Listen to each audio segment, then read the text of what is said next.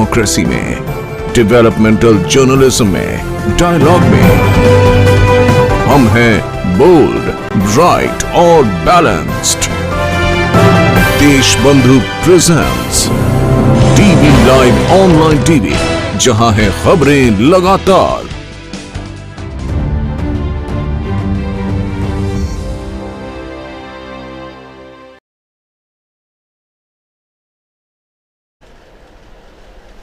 नमस्कार, news point लेकर हाजिर हूं मैं राजीव। तो दोस्तों, संसद का बजट सत्र 2 पार्ट में था, वो अब खत्म हो चुका है, अनिश्चितकाल के लिए स्थगित कर दिया गया है। सदन के भीतर विपक्ष आवाज न उठा पाए, इसकी पूरी तैयारी सरकार ने कर रखी थी, जैसा हम लोगों ने देखा, और ऐसा करने में वो काफी हद तक कामयाब भी रही। बजट सत्र की सबसे बड़ी उपलब्धि तो मोदी सरकार के लिए यही रही कि राहुल गांधी संसद से बाहर हो गए। सदन के भीतर सरकार को परेशान करने वाले राहुल गांधी जो सवाल पूछते और पूछते ही रहते थे, सदन के अंदर हों, सदन के बाहर हों, लेकिन खासकर संसद के अंदर अगर वो पूछेंगे, सदन के अंदर पूछेंगे, तो वो सदियों तक याद किया जाएगा उसे। इसलिए क्योंकि कार्यवाही में अगर है, लिखित रूप में है, आज नहीं 50 साल नहीं 100 साल बाद अगर हमारे देश में डेमोक्रेसी चलती रहे और कागजात वैसे ही इकट्ठा रहें, तो वो सब वहाँ पर रिकॉर्ड में तमाम चीज़ें रहती हैं। तो कम से कम अब सरकार को उस परेशानी से संसद में जो है वो राहत मिल गई है, क्योंकि राहुल गांधी अब संसद से बाहर हो चुके हैं। लेकिन सड़क पर सवालों की जो गूंज पहुंच गई है, उसका सरकार क्या करेगी? जी हां, आज विपक्ष के सांसदों ने संसद से विजय चौक तक तिरंगा मार्च निकाला और इसमें लोकतंत्र की हत्या बंद करो जैसे नारे लगाए। तिरंगा मार्च के बाद मल्लिकार्जुन खड़गे, जो कांग्रेस के अध्यक्ष हैं, उन्होंने कहा कि 12 मिनट में बिना चर्चा के 50 लाख करोड़ रुपए का बजट पास हो गया। अदानी की वजह से सत्तारूढ़ दल ने संसद का बजट सत्र नहीं चलने दिया। मोदी सरकार अदानी को बचाने में जुटी हुई है। खड़गे ने यह भी कहा कि सरकार पर संसद की बर्बादी के लिए जिम्मेदार होने का आरोप लगाते हुए उन्होंने ये भी कहा है कि मोदी सरकार लोकतंत्र की बात बहुत करती है, लेकिन बात पर अमल नहीं करती है। आइए जरा सुन ही लेते हैं क्या कुछ कह रहे हैं मल्लिकार्जुन खड़गे, सुनिए जरा। यहां सवाल है पार्लियामेंट का, यहां सवाल है घोटाले का, यहां सवाल है जो जिसने देश की संपत्ति को लूटा, गलत तरीके से अपने शेयर्स को बढ़ावा दिया और छोटे छोटे शेल कंपनीज बना के करोड़ों रुपए उसमें लिए, इसका सवाल है। देश की संपत्ति बचाने के लिए हम सारे लोग कोशिश कर रहे हैं, लेकिन वो इसको मानने के लिए तैयार नहीं, क्योंकि दाल में कुछ काला है। कुछ संबंध उनके ऐसे होंगे जिस वजह से वो जेपीसी करने के लिए तैयार नहीं है। और तीसरी बात कि प्रधानमंत्री खुद सदन में नहीं रहते, सदन जब चलती है तो दौरे पर रहती है, सदन जब चलती है तो इलेक्शन प्रचार में जाते हैं। ऐसा कभी नहीं हुआ, कोई भी नहीं किया ऐसा। कभी एकादा कोई अर्जेंट वर्क है तो तब 1-2 दिन के लिए जाते, लेकिन हमारे प्रधानमंत्री तो जैसा वो कहते हैं कि सुब्रमण्यम सारी दुनिया का चक्कर लगाया और उसके बाद भी उसको जो मिलना था नहीं मिला, तो गणपति को मिला, ऐसा बोलते हैं। क्योंकि गणपति बैठे जगह बैठा और वो बोला तो सारी दुनिया या शंकर के पास, पार्वती के पास है, तो तुम तो दुनिया भर फिर क्या है, मैं तो यही बैठा हूं। तो इनका उद्देश्य क्या है कि बाहर फिरते रहते हैं, लेकिन पार्लियामेंट में जो आंसर देना, लोगों को बताना और लोगों के लिए जो डेवलपमेंट काम करना, इंफ्रास्ट्रक्चर काम करना, इसके बारे में वो तवज्जो नहीं दे रहे। पुराने रेलगाड़ियों को नए इंजन लगा के हर जगह हरी झंडी फहराते हैं। पुरानी रेलगाड़ियों को नई इंजन लगा करके हर जगह हरी झंडी दिखाते रहते हैं प्रधानमंत्री नरेंद्र मोदी, और बहुत सारी बातें संसद की, संसद के बाहर की, सड़क की बातें यहां रख रहे थे मल्लिकार्जुन खड़गे साहब। कांग्रेस अध्यक्ष खड़गे ने जो बातें दरअसल कही हैं दोस्तों, वो केवल सियासी आरोप नहीं है, बल्कि उनमें जो फिक्र छिपी हुई है उसे समझने की जरूरत है। लोकतंत्र की बात करना और उसे धरातल पर उतारना दो अलग अलग बातें होती हैं। साल दर साल हम यही देखते आ रहे हैं कि लोकतांत्रिक अधिकारों की आवाज उठाने वालों को सड़कों पर उतरना पड़ रहा है। कभी शाहीन बाग हमने देखा, कभी किसान आंदोलन को भी हमने देखा, कभी बेरोजगार युवाओं को हमने देखा, तो कभी छात्र जो हैं उनको भी देखा हमने, गरीबों को देखा। सब सड़कों पर आ रहे हैं। आम जनता से लेकर अब विपक्षी नेताओं को भी सरकार के सामने अपनी बात रखने के लिए सड़क पर आना पड़ा है। मदर ऑफ डेमोक्रेसी जैसी बातें भी जुमले में तब्दील होती जा रही हैं। खूब आजकल चर्चा चल रही है मदर ऑफ डेमोक्रेसी, जी हां। और लोकतंत्र को जहां से खाद पानी मिलता है यानी संसद, वो संसद सरकार के अड़ियल रवैये के कारण ठप कर दी जाती है। इस बार के बजट सत्र में लोकसभा में लगभग 134 घंटे काम होना था, कह रहा हूं लोकसभा में इस बार के बजट सत्र में, इसको अंडरलाइन करते हुए रिपीट कर रहा हूं, जरा ध्यान से सुनिए कि लोकसभा में लगभग 134 घंटे काम होना था, लेकिन 45 घंटे मात्र काम हो पाया है, उससे थोड़ा सा ज्यादा। जबकि राज्यसभा में 130 घंटे का जो कामकाज निर्धारित किया गया था, उस अवधि के मुकाबले 31 घंटे से ही थोड़ा सा ज्यादा कामकाज हुआ है। कहां 130, कहां मात्र 31। तो ये आप देख रहे हैं। तो लोकसभा में 34.28% और राज्यसभा में मात्र 24% ही काम हुआ है। बाकी पूरा वक्त शोर शराबे, विरोध, नारेबाजी, इन सब में गुजर गया। लोकसभा अध्यक्ष ओम बिरला ने बजट सत्र के दौरान हुए कामकाज का जो ब्यौरा प्रस्तुत किया है, उसके मुताबिक सदन में 8 विधेयक पेश किए गए और 5 विधेयक पारित हुए हैं। 8 विधेयक पेश किए गए हैं, 5 विधेयक पारित हुए हैं। संसद में बीजेपी का बहुमत है, तो विधेयकों को पारित करने में यूं भी कोई अड़चन नहीं आएगी। लेकिन सवाल यह है कि इन विधेयकों पर कितनी देर चर्चा की गई है और विपक्ष की बात सुनने में सरकार ने कितनी दिलचस्पी दिखाई है। विपक्ष तो अदानी मुद्दे पर सरकार से जवाब मांग रहा है, जेपीसी की मांग कर रहा है, लेकिन सरकार इस पर मुंह सिल कर बैठी हुई है। संसद के एक दिन के कामकाज में करोड़ों रुपए खर्च होते हैं। हम लोग कई बार सुन चुके हैं इस बात को कि जनता के इतने पैसे, इतने करोड़ रुपए संसद के एक दिन के घंटा दर घंटा जैसे हम आगे बढ़ते हैं उसमें खर्च हो जाते हैं। सोचने की बात यह है कि संसद ठप होने के कारण कितने करोड़ रुपए स्वाहा हो गए। जनता के धन और वक्त दोनों की बर्बादी हो रही है, लेकिन सरकार अपनी मनमानी छोड़ ही नहीं रही है और इसीलिए आज विपक्ष को सड़क पर आना पड़ा है। विपक्ष ने लोकसभा अध्यक्ष की चाय पीने से, यानी ओम बिरला साहब ने इस पूरे संसद के कार्यकाल के समापन के बाद चाय पर विपक्षी दलों को बुलाया था, लेकिन विपक्ष ने चाय पीने से भी इनकार कर दिया। चाय पर यह चर्चा भी तभी अच्छी लगती है दोस्तों, जब दोनों पक्ष थोड़ी थोड़ी एक दूसरे की बात सुनते। मगर अभी तो बीजेपी पर सत्ता का मद सवार दिखाई दे रहा है, जिसमें मोदी जी फिर कह रहे हैं कि विपक्ष हताश है, लेकिन 2024 में बीजेपी को कोई हरा नहीं सकता। मोदी जी को विपक्ष हताश दिख रहा है। वैसे आज मोदी जी ने विपक्ष पर जमकर प्रहार किया है। सुन लेते हैं पहले, कहां और कब किया वो बाद में बताऊंगा, लेकिन सुनिए क्या कुछ कह रहे हैं मोदी जी। हमारी सरकार के पहले कार्यकाल में ही बादशाही मानसिकता वाले इन लोगों ने इन शोषितों, वंचितों, दलितों, पिछड़ों कोई मौका नहीं छोड़ा उनकी मजाक उड़ाने में। हर पल उनकी मजाक उड़ाते रहे। हमारी योजनाओं, हमारे कार्यक्रमों को निम्न स्तर का बताने की होड़ बढ़ाई है।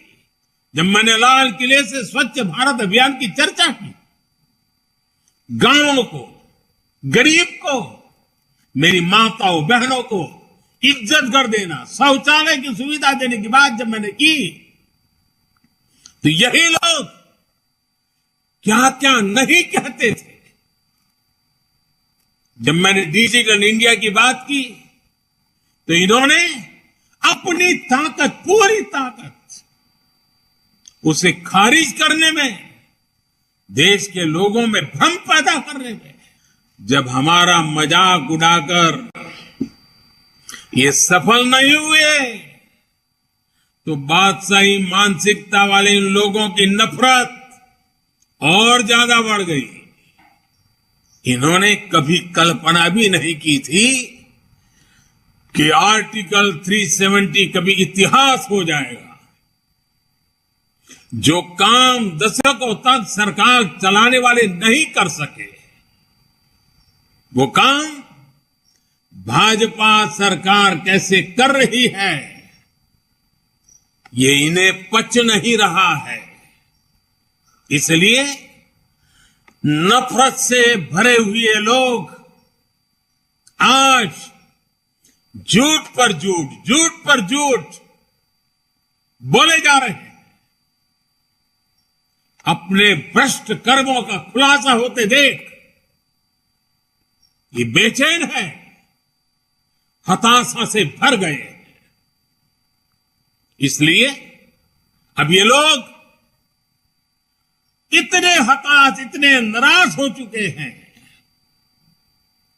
कि अब एक ही रास्ता उनको दिख रहा है, एक ही उपाय दिख रहा है, और वो खुल करके कहने लगे हैं, मोदी तेरी कब्र खुदेगी।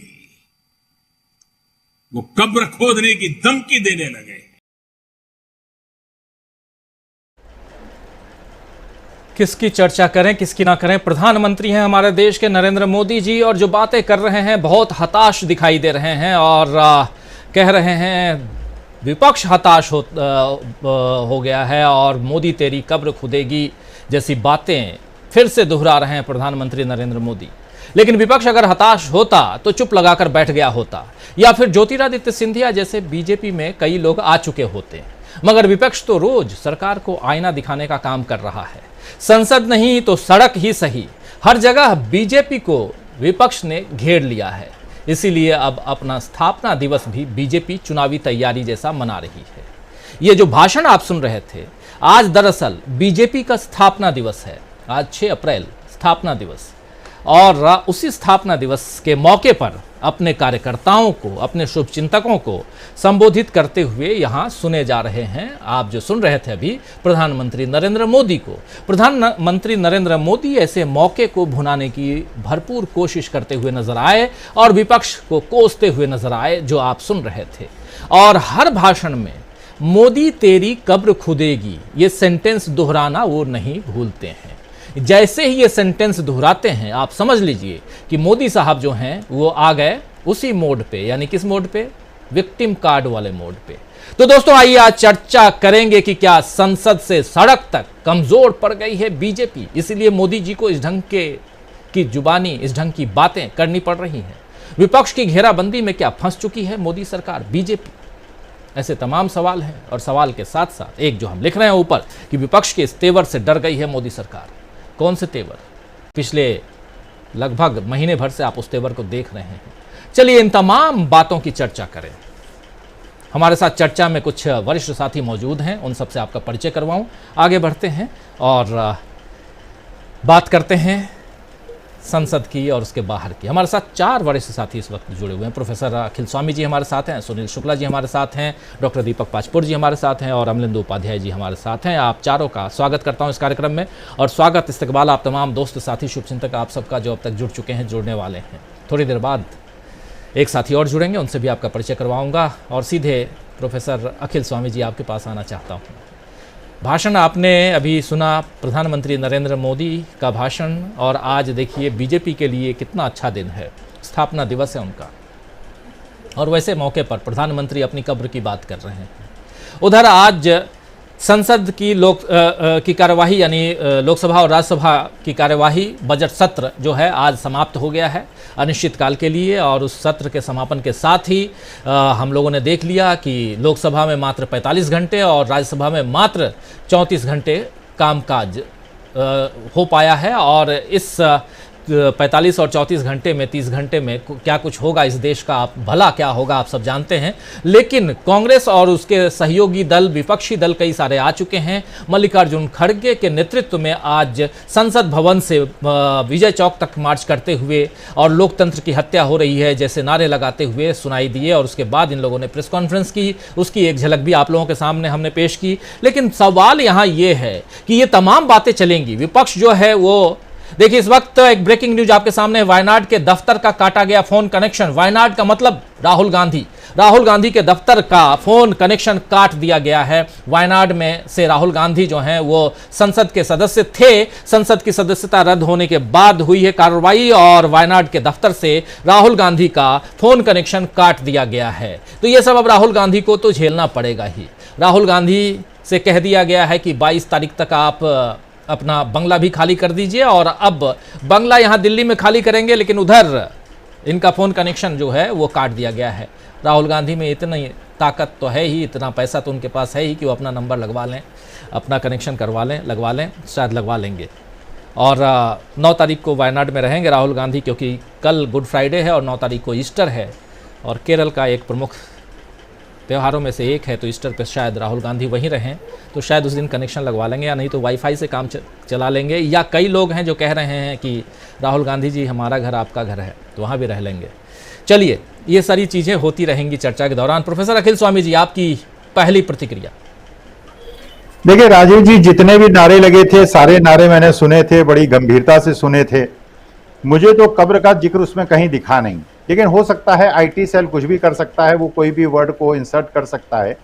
तो वास्तविकता में जो माननीय मोदी जी इस समय परेशान हैं वो है राजनीतिक 2024 में जो वो कल्पना कर रहे हैं कि ऐसा ना हो जाए, इसलिए शायद वो कब्र का जिक्र कर रहे हैं।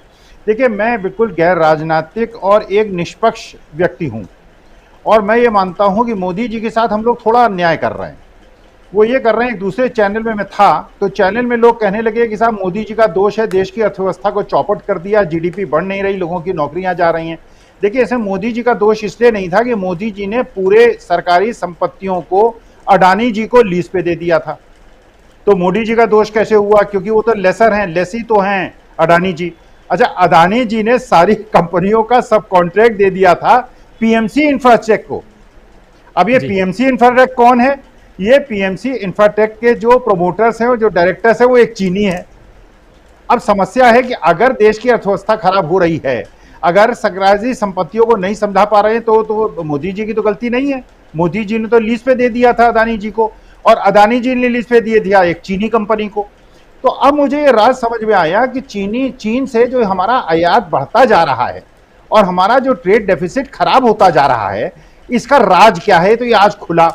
तो देखिए, मोदी जी की जो परेशानी है, जो उनकी समस्या है, उसको हम लोगों को थोड़ा सहानुभूतिपूर्वक समझना चाहिए। जिस प्रकार से स्टालिन ललकार रहे हैं तमिलनाडु में, जिस प्रकार से शिवसेना, अब उनके पास कोई सहयोगी तो देखिए बचा नहीं। कर्नाटक के अंदर 10 विधायक जो बीजेपी के हैं, उन्होंने कहा हम चुनाव नहीं लड़ना चाहते, उसमें मंत्री भी शामिल हैं। वो कहते हैं हम कांग्रेस में चाहे हमें टिकट मिले न मिले, भैया हम बीजेपी में नहीं रहना चाहते, कहीं इलेक्शन के बाद हम पे वही कार्रवाई न हो जो हम लोगों ने की थी। तो जो 40% की गवर्नमेंट है उसका तो जाना करीब करीब देखिए हो गया है तय। तो ये जो परिदृश्य दिखाई पड़ रहा है, ये जो बात कर रहे थे कब्र की, मेरे ख्याल से राजनीतिक परिपेश में कर रहे थे, राजनीतिक पृष्ठभूमि में कर रहे थे।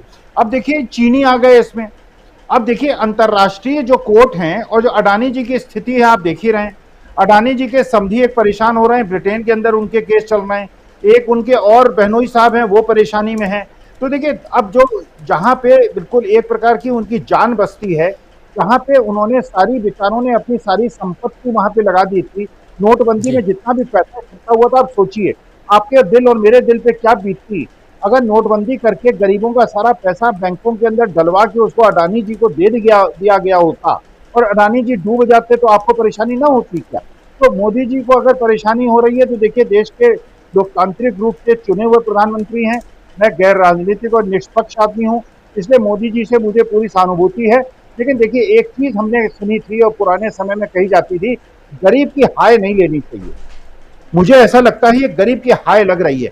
नोटबंदी में जैसे गरीब लोगों को लाइनों में लगाया गया, कोई करोड़पति पूंजीपति लाइन में नहीं लगा था, गरीब लोग लगे थे। जिस तरह से हमने देखा था कोविड के अंदर लाशें गंगा के अंदर बही थी और दफनाई गई थी और हिंदू धर्म की पूरी परंपराओं का नाश किया गया था, जलाने के बजाय उनको रेत के नीचे गाड़ा गया था। जिस प्रकार से बच्चियों और लोगों ने अपने माँ बाप को साइकिल पे 2-2 हजार किलोमीटर चले थे, ये गरीबों की आह लगी है। तो मैं माननीय मोदी जी से एक प्रार्थना करता हूं, लोकतांत्रिक रूप से चुने हुए प्रधानमंत्री हैं, गरीबों की हाय मत लीजिए। सब कुछ अडानी जी को दे देंगे, ये देश के लिए उचित नहीं है, ये आपके लिए उचित नहीं है। परमेश्वर से डरिए, हिंदू बनिए, सनातनी बनिए और गरीबों की आह मत लीजिए। मोदी जी अच्छा नहीं लगता ऐसा। मेरा हिंदू हृदय जो है इससे दुखी होता है, आहत होता है। जी, दुखी होता है, आहत होता है। लेकिन प्रधानमंत्री नरेंद्र मोदी भी बहुत दुखी हैं और इसलिए दुखी हैं क्योंकि विपक्ष जो है वो कह रहा है कि मोदी तेरी कब्र खुदेगी। और इस बात को इसलिए क्योंकि ये जो कह रहे थे वो अभी थोड़ी देर पहले आप सुन रहे थे और आज के दिन कह रहे थे।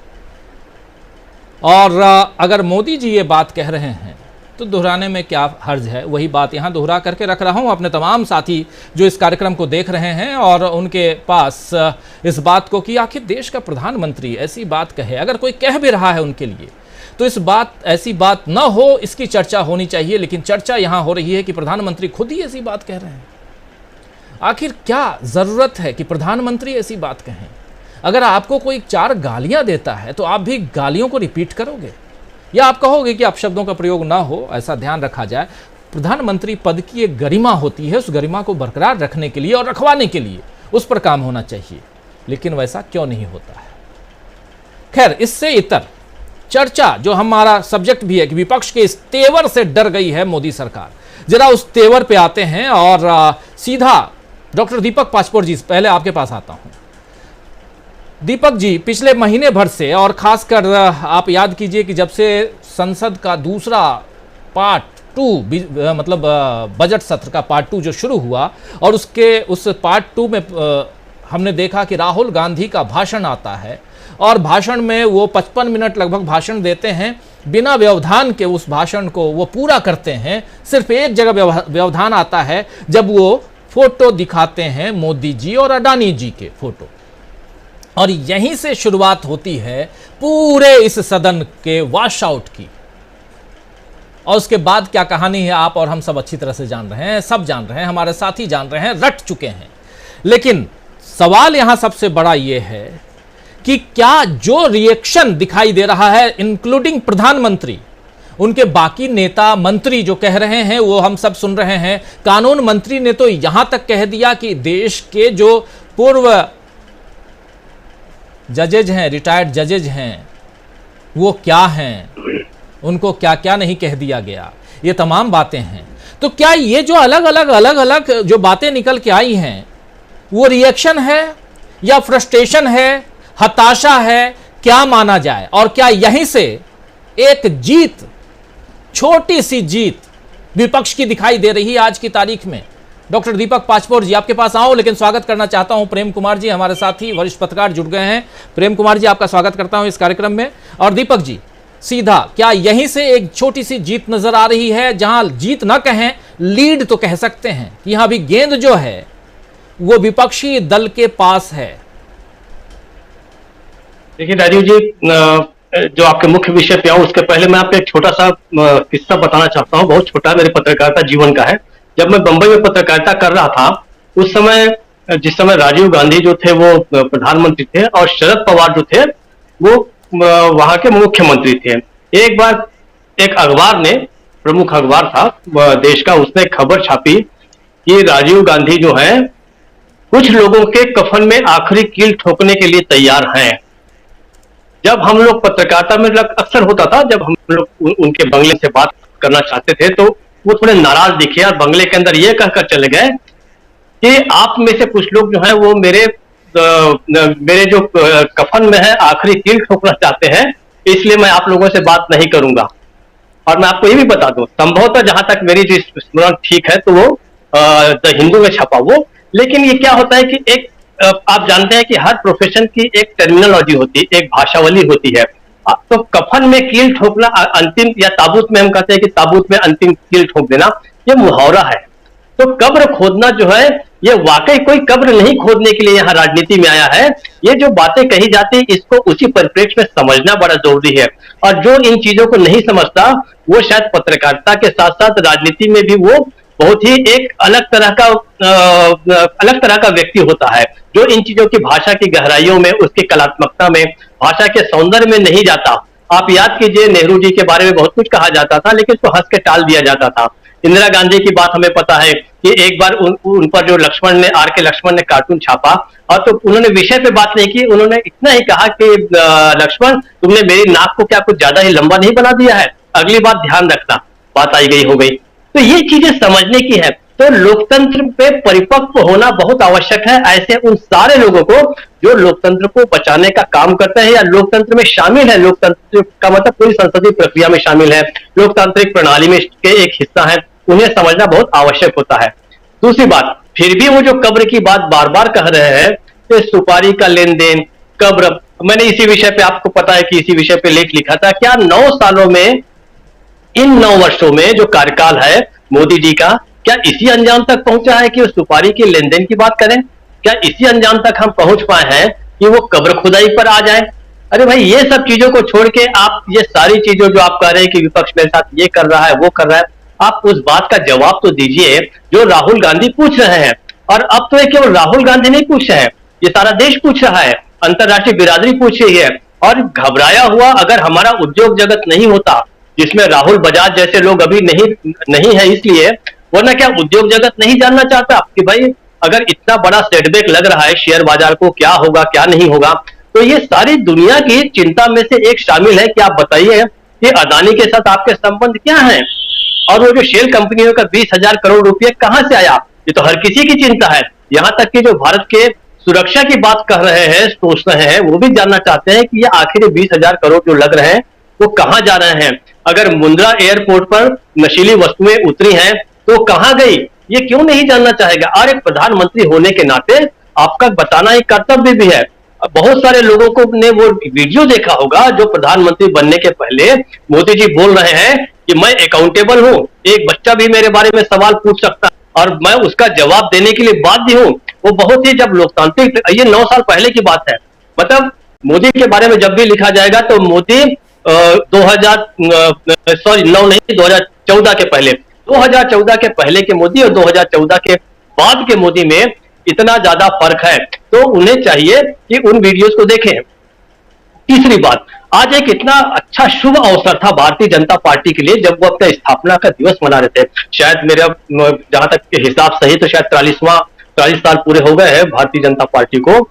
इन 43 वर्षों में पहुंचकर अगर आप लोकतांत्रिक तरीके से भी परिपक्व नहीं हुए हैं तो ऐसा लगता है कि आपके 43 साल जो है वो आपने व्यर्थ गंवा दिए।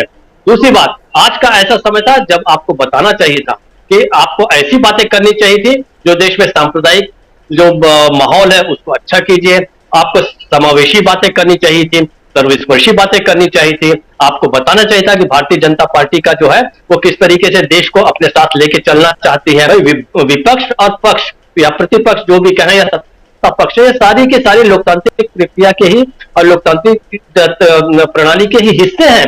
तो ये इस मौके पे अगर आप वही बातें कर रहे हैं जो आप इतने सालों से करते आ रहे हैं तो ये निश्चित हो जाता है कि अगले और कई सालों तक आपके पास इसके अलावा कोई भी दूसरा विषय नहीं रहेगा। तो ये एक निश्चित रूप से उनका ये जो है निराशा का एक सबब है उनका आज का भाषण। दूसरी बात कि जो आपने पूछा कि क्या निराश है, वो निराश इसलिए है कि ये सवाल जो है पूरे भारत में फैल गया है, सड़कों पर फैल गया है, और संसद के अंदर के लोग जिस तरीके से बाहर आकर लोगों को बता रहे हैं, और ठीक है आपने गोदी मीडिया को अपने नियंत्रण में कर रखा है, आपने बहुत सारे कार्यपालिका, न्यायपालिका, इन सभी जो अंगों को आपने चाहे नियंत्रण में कर रखा है, लेकिन आम जनता तो बिल्कुल खुले डोमेन में है, वो सब कुछ देख रही है। और इसलिए जैसे जैसे कर्नाटक का चुनाव नजदीक आ रहा है, इस साल की उनकी 5-6 और जो राज्य है वहां चुनाव होने जा रहे हैं, उन चुनावों में क्या हश्र होगा, भारतीय जनता पार्टी क्या गेन करना चाह रही है, वो हमसे और आपसे बेहतर जो है वो भारतीय जनता पार्टी के अपने लोग जानते हैं। वही निराशा जो है मोदी के बातों में नजर आ रही है। मुझे बड़ा हालांकि दुख हुआ कि एक देश का प्रधानमंत्री इतना निरीह, इतना बेबस, इतना लाचार दिख रहा है कि वो अपनी फ्रस्ट्रेशन आज के दिन उतार रहा है। आज उन्होंने एक नया शब्द जोड़ा, शाहजादी मानसिकता। भाई मतलब शाहजादे जो हैं वही पुराना, पहले भी उन्होंने कहा था कि राजकुमार है, शाहजादे हैं।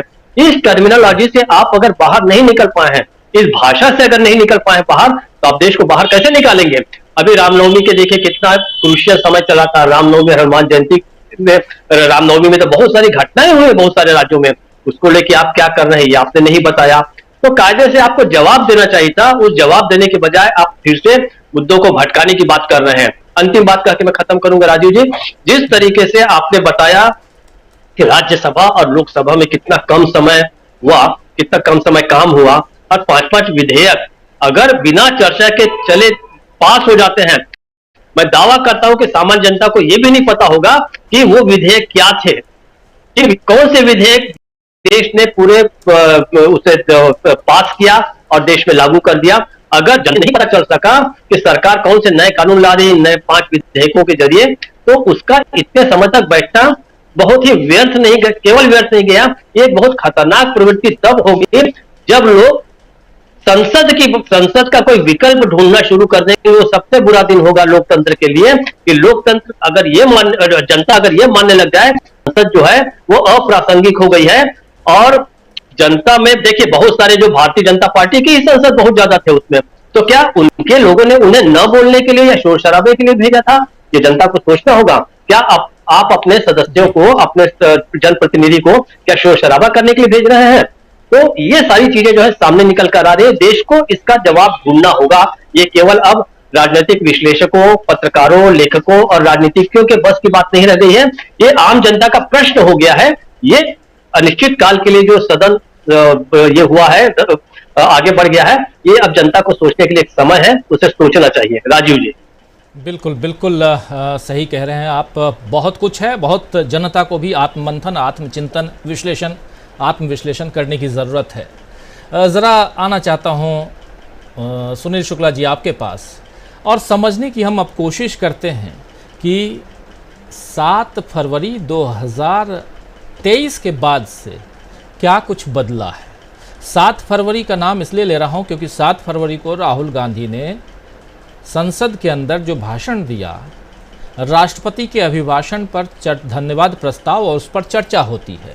बजट सत्र जब शुरुआत होती है दोस्तों, तमाम आप लोग जानते होंगे कि बजट सत्र की शुरुआत से पहले राष्ट्रपति का अभिभाषण होता है, जिसमें अपने सरकार के कामों का ब्यौरा राष्ट्रपति देते हैं। अभी हमारे देश की राष्ट्रपति द्रौपदी मुर्मू हैं और उनका भाषण हुआ था।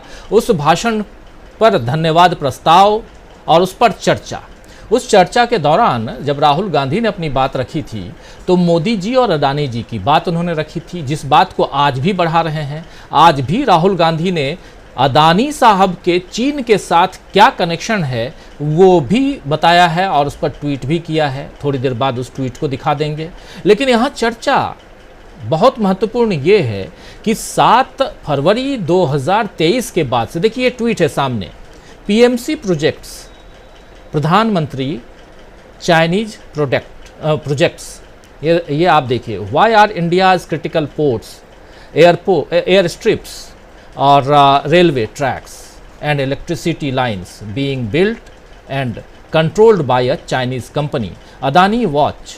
ये एक्सक्लूसिव खबर है, firm linked to Adani's infrastructure project owned by Chinese national. मतलब ये जो अदानी का इंफ्रास्ट्रक्चर प्रोजेक्ट है जो कि चाइनीज़ नागरिक जो है वो ओन कर रहा है और ये सारे प्रोजेक्ट को वो हैंडल कर रहा है। ये आज राहुल गांधी ने ट्वीट किया है। आज तारीख कितनी है? आज 6 तारीख है, 6 अप्रैल।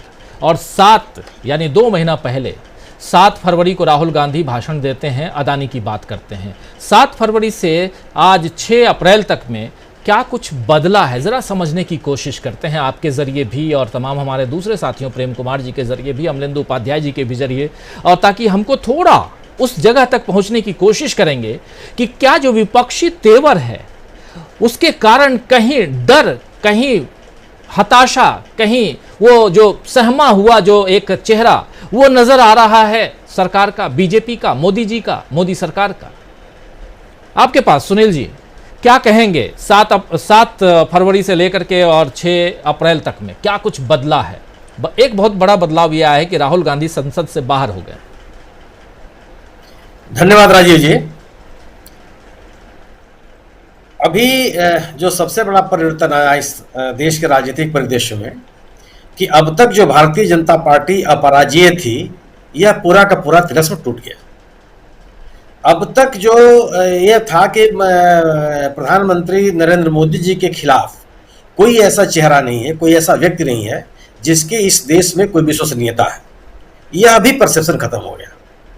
अब तक ये लग रहा था कि आखिर भारतीय जनता पार्टी को चुनौती देने वाला कौन सा राजनीतिक दल है, कौन से लोग हैं जो इस पार्टी को चुनौती दे सकते हैं। जो यह एक जनभावना बनाने की कोशिश की गई थी, यह पूरा का पूरा माहौल बिखर गया। अब तक जो यह बात कही जा रही थी कि इस सरकार के ऊपर किसी भी तरह के भ्रष्टाचार के आरोप नहीं है और इस सरकार के सभी काम पारदर्शी तरीके से जनता के हित में है, जो यह नरेशन बनाने का प्रयास किया गया था, यह माहौल भी पूरी तरह से ढह गया। आज सरकार जिस तरीके से घिरी हुई है और यह एक कोशिश की गई थी कि केंद्रीय एजेंसियों के माध्यम से विपक्ष के नेताओं को यह जिस तरीके से डराने का प्रयास किया गया कि कोई भी नेता खड़ा होकर के सरकार के खिलाफ बोलने के लिए तैयार नहीं था, वह स्थिति भी एकदम खत्म हो गई। आज कोई ऐसा राज्य नहीं है जहां पे भारतीय जनता पार्टी के खिलाफ राजनीतिक नेता खुल के सामने नहीं आ गया। इसका परिवर्तन का सिलसिला शुरू हुआ, इस राजनीतिक माहौल का सिलसिला शुरू हुआ राहुल गांधी के भारत जोड़ो पदयात्रा से।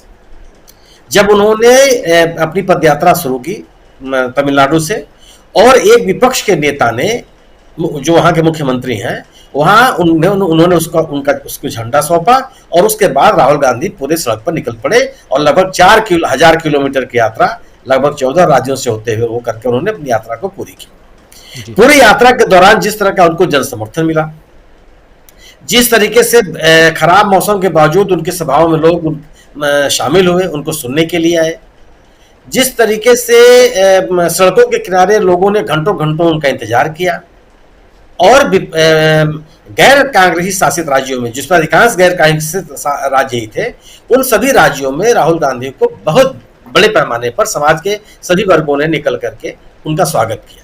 तो यह कम से कम जो ये परसेप्शन बनाने की कोशिश की जा रही थी कि भारतीय जनता पार्टी का कोई विकल्प नहीं है और यह पराजय स्थिति है इस पार्टी के लिए, वह पूरी तरह से नक्शा बिखर गया। राहुल गांधी ने अपनी यात्रा के दौरान सरकार पर भ्रष्टाचार के तमाम आरोप लगाते रहे और उन्होंने मोदी जी के और अडानी जी के संबंधों को लेकर के अडानी उद्योग घराने के कामकाज को लेकर जो हमलावर रुख अख्तियार किया, साक्ष्यों के साथ, प्रमाण के साथ, इसने इस देश में यह माहौल बनाया कि भ्रष्टाचार को लेकर के जो सरकार दावा कर रही थी कि उसका जीरो टॉलरेंस है, यह भी उसका दावा बिखर गया। अब स्थिति यह है कि सरकार के खिलाफ जो भ्रष्टाचार के आरोप लगाए, भ्रष्टाचार की जांच के लिए जेपीसी की मांग को लेकर विपक्ष जो संसद में सामने आया, देश के संसदीय इतिहास में पहली बार मेरी स्मृतियों में यह है कि सत्तारूढ़ दल ने संसद को चलने नहीं दिया। यहाँ से यह माहौल और बनने लगा कि सरकार के पास विपक्ष का जवाब देने के लिए कोई तर्क नहीं है। सरकार घिरती हुई नजर आई और सरकार उन आरोपों से अपने आप को बाहर निकालने के लिए मैं पूरी तरह से विफल रही जो आरोप इस विपक्ष ने इनके ऊपर लगाया, खासतौर से राहुल गांधी ने लगाया। राहुल गांधी ने सरकार के ऊपर अपने तेवर को कहीं ढीला नहीं किया, उन्होंने अपने शब्दावली को, अपने मुद्दों को कहीं भी कम नहीं किया। अब भ्रष्टाचार के साथ साथ जो मुख्य मूल समस्याएं थी इस देश की, खासतौर से बेरोजगारी की, महंगाई की, देश के गिरती हुई अर्थव्यवस्था की, गिरते हुए रुपए के गिरते हुए मूल्य की, संघीय ढांचे के ऊपर हमले की, लोकतांत्रिक संस्थाओं के अवमूल्यन की, केंद्रीय एजेंसियों के दुरुपयोग की, मतलब ये तमाम जितने भी आरोप थे, उन किसी भी आरोप के साथ उन्होंने समझौता नहीं किया और लगातार उनके तेवर तल्ख होते चले गए। और लोग भी उनकी बात को सुनने के लिए सड़कों पर निकल करके आए। इस दौरान ये स्थिति ये बनी कि जो चुनाव हुए, पिछले दिनों जो 3 चुनाव हुए, उससे भले गुजरात में सरकार जीत गई, लेकिन हिमाचल में चुनाव हार गई और अपने नाक के नीचे दिल्ली के एमसीडी में चुनाव हार गई। ये एक राजनीतिक संदेश इस देश में जबरदस्त तरीके से गया। इसके बीच में राहुल गांधी के इस भाषण के बाद जिसकी आपने चर्चा की लोकसभा में, जी। और उसके बाद जो उनके खिलाफ एक कार्रवाई हो गई, एक अदालती आदेश आया और उनकी संसद की सदस्यता चली गई। इसने इस देश के राजनीतिक माहौल को बुरी तरह से प्रभावित किया है, एक विमर्श को बदला है कि यह सरकार असहमति को सुनने के लिए तैयार नहीं है, यह सरकार विपक्ष को स्थान देने के लिए तैयार नहीं है, यह सरकार अपने आलोचक को बर्दाश्त करने के लिए तैयार नहीं है, यह सरकार अपने विपक्षियों से को मौन रखने के लिए किसी सीमा तक सरकारी मशीनरी का दुरुपयोग कर सकती है। राहुल गांधी को कोई हत्या के आरोप में सजा नहीं हुई है, राहुल गांधी को कोई भ्रष्टाचार के मामले में सजा नहीं हुई है। राहुल गांधी की आज भी कम से कम आप राहुल गांधी से सहमत हो असहमत हो, उनके आलोचक हो, कुछ भी हो, आम शोहरत राहुल गांधी की एक जिम्मेदार राजनेता की है और अपने भारत जोड़ो यात्रा के माध्यम से उन्होंने अपने जनता के बीच में अपनी विश्वसनीयता को जबरदस्त तरीके से कायम किया। जिस राहुल गांधी को इस सरकार पिछले 9 सालों से पप्पू साबित करने के लिए लगी हुई थी, वह पूरा का पूरा इसका जो रणनीति थी वो बिखर गया, लोगों ने उसको खारिज कर दिया। अब सवाल ये हो गया कि जिस नेता को हम खारिज करने के लिए लगे हुए थे और ये मान के चल रहे थे कि कोई उस व्यक्ति पर विश्वास नहीं करेगा, वह व्यक्ति पूरे देश के सामने इस सरकार को लेकर के सिरा तान के खड़ा हो गया और आंख में आंख डाल के बात करने लगा। ये चुनौती होगी। और राहुल गांधी के सदस्यता जाने के बाद जिस तरीके से विपक्षी एकता को गति मिली है, इसने सत्तारूढ़ दल को बुरी तरह से प्रभावित किया। इसका आत्मविश्वास जो है वो डिगा है, क्योंकि आज कोई भी, मेरा अपना मानना है कि कोई भी ऐसा राज्य नहीं है जी यहाँ पे भारतीय जनता पार्टी के लिए बहुत ही आसानी से चलना संभव हो। आप सोचिए ना, आज प्रधानमंत्री जी ने अपने भाषण में, आपने सही कहा कि दीपक जी ने बात कही कि एक अच्छा मौका भारतीय जनता पार्टी ने गंवा दिया। आप अपने संगठन को तेज करने, संगठन के जनाधार को बढ़ाने, आप इतने बड़ी आपके सदस्य हैं, उस सदस्य संख्या को और व्यापक आधार देने की बात करते। आपने बात की कि 370 खत्म हो जाएगा, ये किसी ने सपना नहीं देखा था। ठीक है, खत्म कर दिया आपने, लेकिन खत्म होने के बाद क्या है? क्या वहां पे उस राज्य के लोगों ने उसको स्वीकार कर लिया? क्या उस राज्य में आप चुनाव कराने की स्थिति में हैं? क्या वहां के आम लोगों के बीच के जो जनजीवन है उसमें कोई गुणात्मक परिवर्तन आया? किस लिए आप 370 खत्म कर रहे थे? आपका पॉलिटिकल एजेंडा हो सकता है वो, आप उस पॉलिटिकल एजेंडे को लागू करने में आप सफल हो गए, ठीक है, कोई दिक्कत नहीं है, लेकिन जिस पर्पज के लिए आप उसको खत्म कर रहे थे उसमें कहां तक आपने उसको हासिल किया? आज भी आप जितने भी राजनीतिक कार्यक्रम थे, क्षेत्रों का सीमांकन, ये वो तमाम तरह की बातें आपने की, लेकिन आज भी चुनाव कराने की स्थिति में आप नहीं है। पूरा का पूरा विपक्ष आपके खिलाफ खड़ा है और आपकी राजनीतिक गतिविधियां उस राज्य में ठप है। जिनकी बात आप करते हैं, अगर आपकी स्थिति ये है तो मैंने बिना किसी आधार के राहुल गांधी ने या विपक्ष के किस नेता ने किस वर्ग का अपमान कर दिया? कहां पे लोगों ने पिछड़े वर्ग के लोगों की आलोचना कर दी, उनके साथ अपमानजनक शब्दों का प्रयोग किया?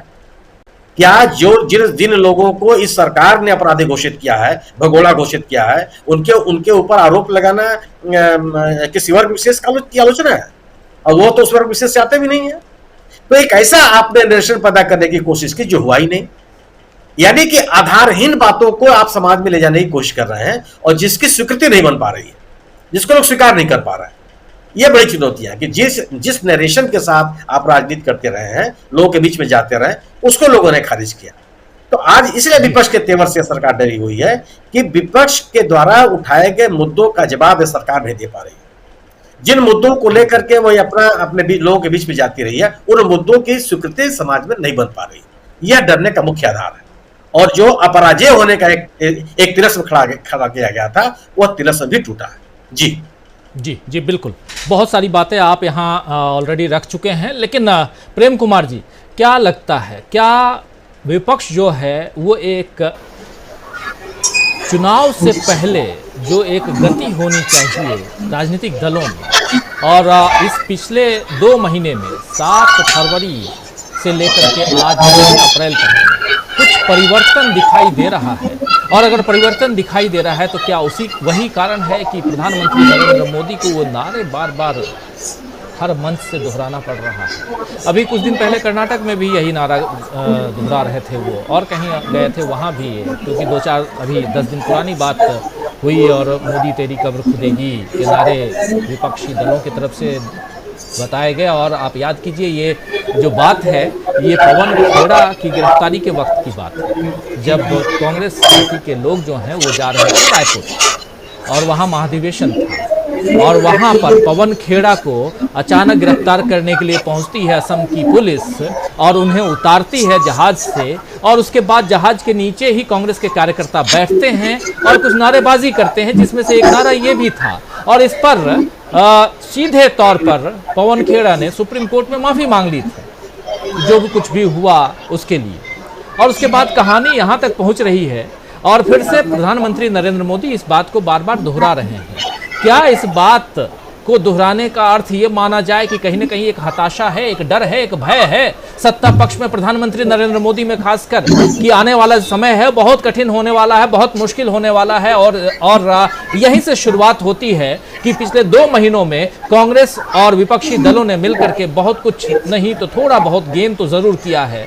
क्या ये माना जाए या अभी बहुत कुछ बाकी है?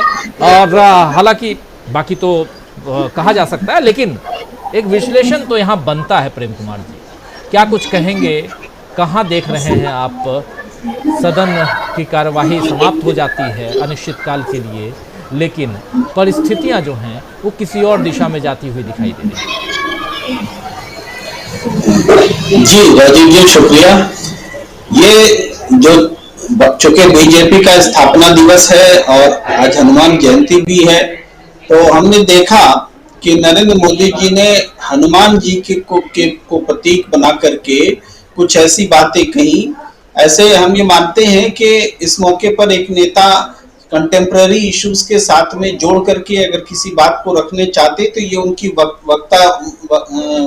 पटुता है, वाक कला है।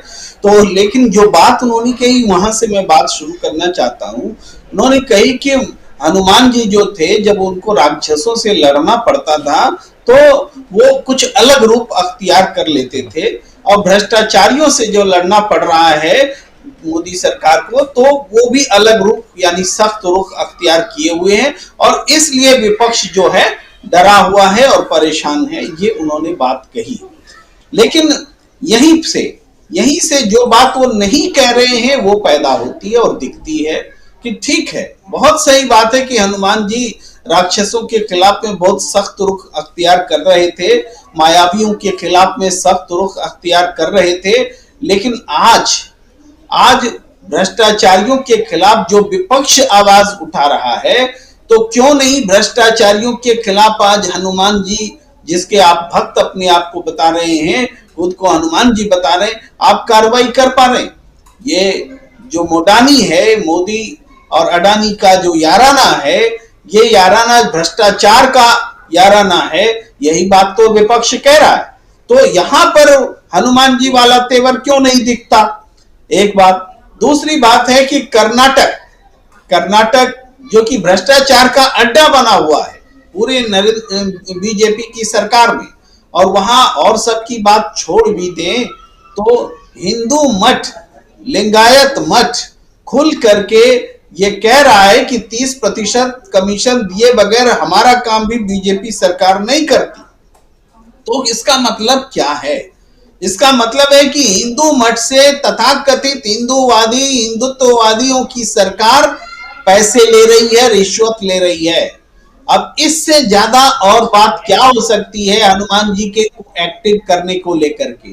क्यों नहीं हनुमान जी एक्टिव है? अगर आप हनुमान जी के इतने बड़े भक्त बन रहे हैं तो ये भ्रष्टाचार को तो बर्दाश्त नहीं करना चाहिए आपके हिसाब से।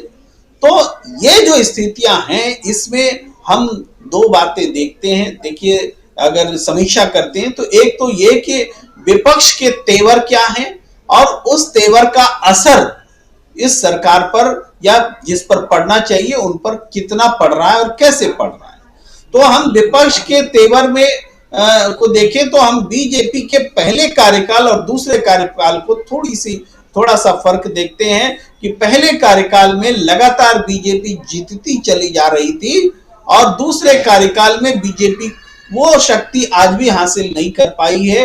वो जो पिक जो था 2018 का अभी 2023 में नहीं दिखता है और उसके आसार भी नहीं दिखते हैं। तो आसार क्यों नहीं दिखते हैं? तो इस दौरान विपक्ष थोड़ा अधिक विश्वसनीय हुआ है और विपक्ष का नेतृत्व हम कह सकते हैं अगर कि कम से कम विपक्ष का नेतृत्व नहीं तो विपक्ष की ओर से मुखर आवाज राहुल गांधी के रूप में सामने आई है। भारत जोड़ो यात्रा एक इम्पैक्ट लेकर के आई और अडानी वाला जो मुद्दा है, मोडानी वाला जो मुद्दा है, हम राफेल से इसकी तुलना कर सकते हैं। राफेल की जब मुद्दा उठा था तो वो मुद्दा हमें लगता है कि सुप्रीम कोर्ट के रुख की वजह से वो नल हो गया और सुप्रीम कोर्ट आलोचना का पात्र है, आलोचना का निंदा का पात्र है, क्योंकि सुप्रीम कोर्ट ने बंद लिफाफे को स्वीकार किया था जिसका करेक्शन आज खुद सुप्रीम कोर्ट कर रहा है कि अब वो बंद लिफाफे स्वीकार नहीं करेगा। इसीलिए हम ये मान रहे हैं कि तब सुप्रीम कोर्ट का रुख गलत था कि बंद लिफाफे में वो राफेल की डील को उन्होंने देखा और उसके बाद जो उसकी टिप्पणी आई कि क्लीन चिट जो दिया गया उसका आधार जो था वो भी गलत था कि पीएसी से होकर के सीएजी से होकर के तब ये सारी प्रक्रिया पूरी हुई है और इसमें उनको कोई दोष नहीं लगता। इससे बड़ा झूठ और क्या हो सकता है? तो सुप्रीम कोर्ट का फैसला भी अगर झूठ के आधार पर था और राहुल गांधी ने जब एक बात कही थी सुप्रीम कोर्ट के ही टिप्पणी के आधार पर तो सुप्रीम कोर्ट ने इतनी सख्ती बरती कि राहुल गांधी को कहना पड़ा कि सुप्रीम कोर्ट के फैसले को हम गलत तरीके से नहीं बता रहे हैं और हम अनकंडीशनल माफी मांगते हैं। उस घटना को राफेल को इस तरह से पेश किया गया जैसे कि राफेल में कुछ हुआ ही नहीं और राहुल गांधी को माफी मांगनी पड़ी। तो ये पूरा मीडिया सबने एक झूठ पर की पर्देदारी की। तो लेकिन आज स्थिति बदली हुई है। आज जब मोडानी का मामला है तो इसकी पर्देदारी हो नहीं पा रही है, जांच के आदेश दिए नहीं जा पा रहे हैं और सुप्रीम कोर्ट में मामला है तो इसका मतलब भी यही है कि इसको विलंबित किया जा रहा है, इसको देरी की जा रही है।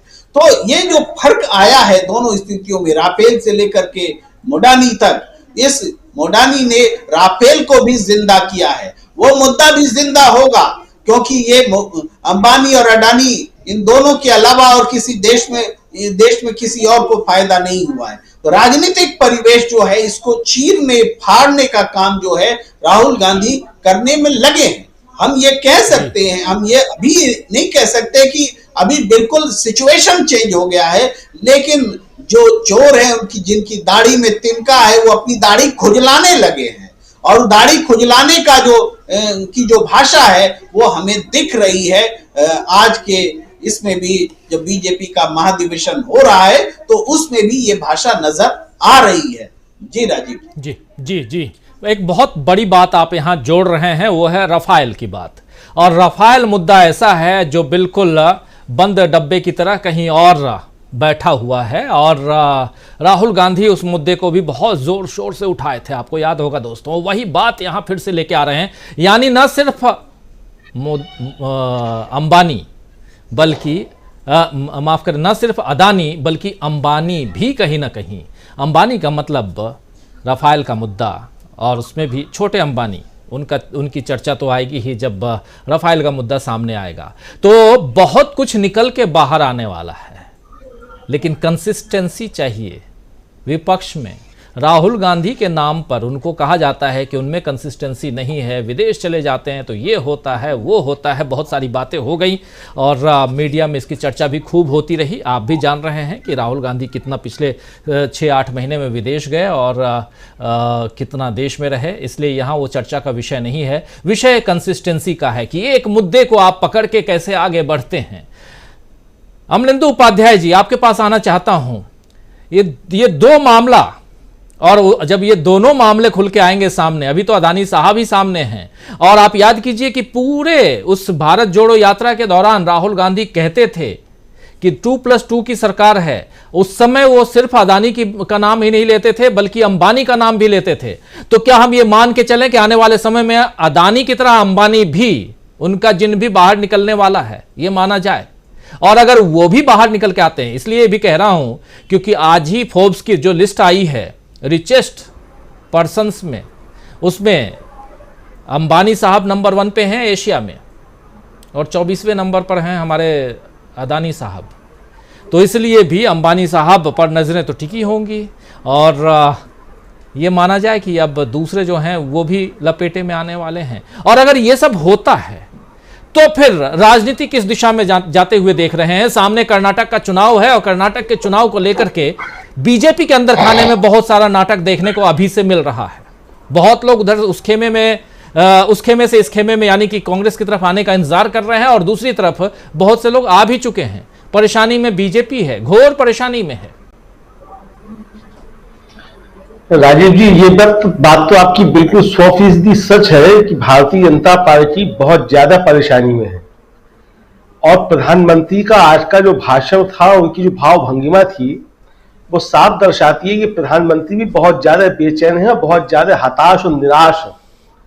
क्योंकि अगर पार्टी के स्थापना दिवस पे, एक तो मुझे लगता है कि भारतीय जनता पार्टी का इससे बड़ा दुर्भाग्य कोई नहीं हो सकता कि प्रधानमंत्री नरेंद्र मोदी जो है उसके स्थापना दिवस पे संबोधित करें और कब्र खोदने की बात करें। तो मुझे लगता है ये भारतीय जनता पार्टी का सबसे बड़ा दुर्भाग्य है। हालांकि प्रधानमंत्री, मुझे लगता है कि उन्होंने कार्ल मार्क्स का वो कथन अवश्य पढ़ा होगा कि पूंजीवाद अपनी कब्र स्वयं खोदता है। और ये बार बार साबित हुआ है कि पूंजीवाद अपनी कब्र जो है स्वयं खोदता है। राहुल गांधी जो बार बार आरोप सरकार के ऊपर लगाते रहते हैं, वो क्रोनी कैपिटलिज्म के आरोप लगाते हैं और उस क्रोनी कैपिटलिज्म के सबसे बड़े अलंबरदार और सबसे बड़े झंडाबरदार जो हैं वो मोडानी है।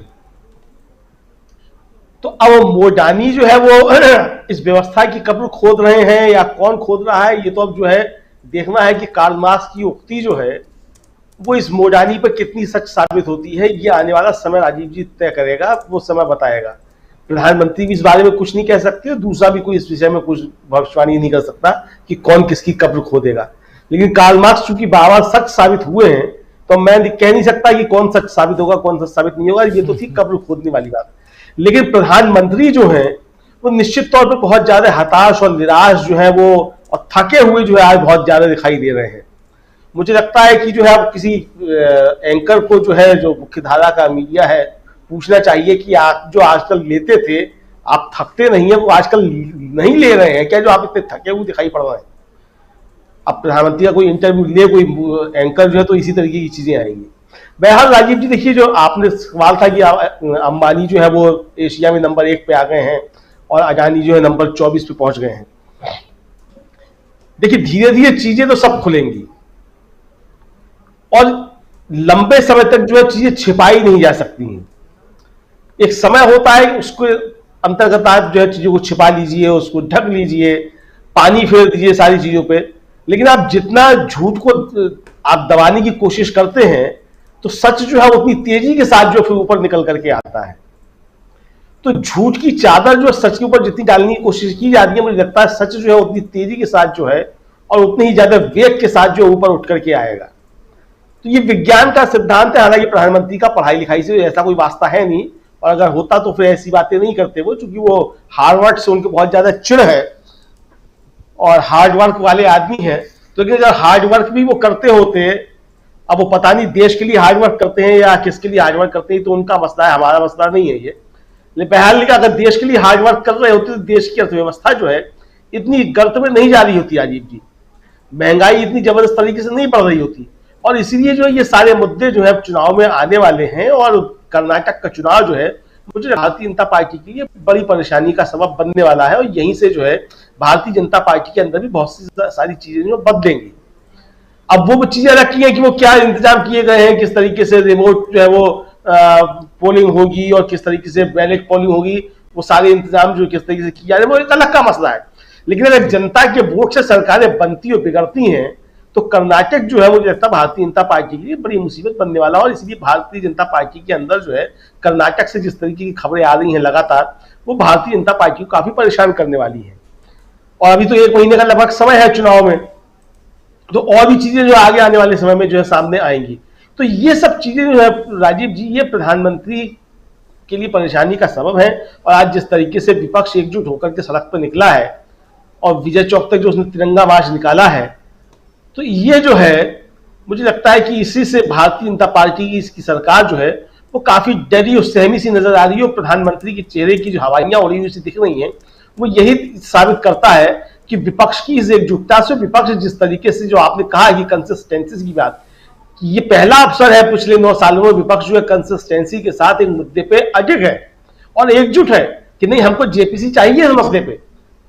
और सरकार जो इससे पछती रही है लगातार। संसद जो नहीं चलने दी गई है वो इसीलिए नहीं चलने दी गई कि किसी भी तरीके से जेपीसी का मसला जो है वो नहीं आने पाए, जेपीसी नहीं बनने पाए, इसीलिए जो है वो सदन को नहीं चलने दिया गया। और सदन के अंदर जिस तरीके से माइक बंद होते रहे, और कल हम लोगों ने दिखाया था कि मल्लिकार्जुन खड़गे जी ने जैसे ही अडानी का नाम लिया वैसे जो है माइक जो है दूसरी तरफ ट्रांसफर कर दिया गया। तो ये सारी चीजें जिस तरीके से सदन के अंदर हुई है, और हालांकि जो है मल्लिकार्जुन खड़गे जी के आरोपों के ऊपर जो है उपराष्ट्रपति इसके सचिवालय जो है उसने अपनी सफाई भी जारी की है। तो लेकिन वो सफाई अपनी जगह पे है, लेकिन जो देश देख रहा है, जनता जो देख रही है, वो सारी चीजें अपनी जगह पे हैं। अब जो राजीव जी कह के अपनी बात समाप्त करूंगा, अब ये सोशल मीडिया पर मैं देख रहा था, एक सज्जन ने एक मेमे बना के डाला हुआ था किसी कमेंट में कि लोग कहते हैं कि मोदी के बाद कौन, कि मोदी का विकल्प क्या है, मोदी के बाद कौन। तो परेशान होने की कोई जरूरत नहीं है। और उन्होंने जो है जसोदा बेन का जो था वो चित्र डाला हुआ था कि भाई बिना मोदी के 47 साल गुजार दिए, तो परेशान मत हो। तो इस तरीके के मेमे जगह बनना शुरू हो गए हैं और सोशल मीडिया पर अगर वो वायरल हो रहे हैं, लोग कमेंट कर रहे हैं, तो आप समझ सकते हैं कि अब जो है भारतीय जनता पार्टी का आईटी सेल भी जो है वो जो है इस स्थिति में नहीं है कि अब वो जो है वो सारी चीजों को ढक सके और हवा का रुख जो है वो कहीं और मोड़ सके। तो हवाएं अब राजीव जी चल निकली हैं और मानसून भी जो है बनना शुरू हो जाएगा, थोड़े समय में आ जाएगा। कर्नाटक का चुनाव समाप्त होगा, उसके बाद वहीं से जो है मानसून की भी तैयारियां सब शुरू हो जाएंगी। तो हवाएं जो बदल रही हैं और ये बदलती हवाएं जो हैं वो भारतीय जनता पार्टी को परेशान करने वाली तो है, बाकी तो सब जनता जनार्दन है वही तय करती है। राजीव जी, हम लोग तो कुछ भी नहीं। जी, तो क्या हवा का रुख बदल रहा है? प्रोफेसर अखिल स्वामी जी, क्या हवा का रुख बदल रहा है? जो कह रहे हैं अमलेंदु उपाध्याय जी, ये मान लिया जाए विपक्ष जो सड़कों पे है और लगातार हम देख रहे हैं 1 महीने 2 महीने से विपक्ष सड़कों पे है, या ये कहें कि कांग्रेस पार्टी और उसके जो लीडर प्रमुख नेताओं में से एक उसके पूर्व अध्यक्ष राहुल गांधी जो 5 महीने लगभग सड़क पे थे, 4000 किलोमीटर की लगभग यात्रा की, उसके बाद इन्फ्लुएंस्ड वे में बाहर आते हैं दूसरे भी उनके साथी, दूसरे दलों के साथी। और आखिर में तो हमने ये भी देख लिया कि जो केजरीवाल कभी राहुल गांधी का र नहीं बोलते थे, जो ममता बनर्जी कभी बोलती थी कि कांग्रेस पार्टी को हमारे तृणमूल कांग्रेस में विलय कर लेना चाहिए, और जो अखिलेश यादव कह रहे थे कि बहुत बड़ी हमारी भूल थी 2017 में इनके साथ, राहुल गांधी के साथ और कांग्रेस पार्टी के साथ गठबंधन करना, ये सब आकर राहुल गांधी के समर्थन में बातें करने लगे। तो क्या ये 2 महीने में बहुत कुछ हुआ है? और लेकिन इन सब के बीच एक बहुत बड़ा सवाल, जैसे मौसम देखिए कितनी तेजी से बदल रहा है। फरवरी का महीना बहुत गर्म महीना था और 110 साल का रिकॉर्ड टूटा था गर्मी का, लेकिन मार्च का महीना सबसे ठंडा महीना गुजरा, उसमें भी रिकॉर्ड टूटा। और अप्रैल का महीना उसकी शुरुआत है और फिर कहा जा रहा है कि कल परसों में फिर से मौसम का तेवर जो है वो बदलने वाला है, अभी फिर से सर्दी आने वाली है, मतलब मौसम सर्द होने वाला है। दोस्तों, जो दक्षिण भारत में देख रहे हैं, दक्षिण भारत से हमें देख रहे हैं या हिंदुस्तान और दूसरे देशों से देख रहे हैं, उनके लिए नहीं, हम चूंकि दिल्ली में बैठे हुए हैं, उत्तर भारत में है, उत्तर भारत के मौसम का हाल बता रहा हूं। तो क्या यहाँ दिल्ली का मौसम जो है और सियासी मौसम जैसे जैसे बदल रहा है स्वामी जी, वैसे वैसे बाहर का मौसम जैसे बदल रहा है, तापमान में परिवर्तन, वैसे ही सियासी तापमान में भी परिवर्तन हम देख रहे हैं। लेकिन उसके साथ सबसे बड़ा सवाल ये कि विपक्ष जो है वो एक अलग तेवर में नजर आ रहा है, और ये तेवर क्या है? क्या यही डर है, यही भय है प्रधानमंत्री नरेंद्र मोदी का कि उनके तमाम नेता बाहर आ जाते हैं?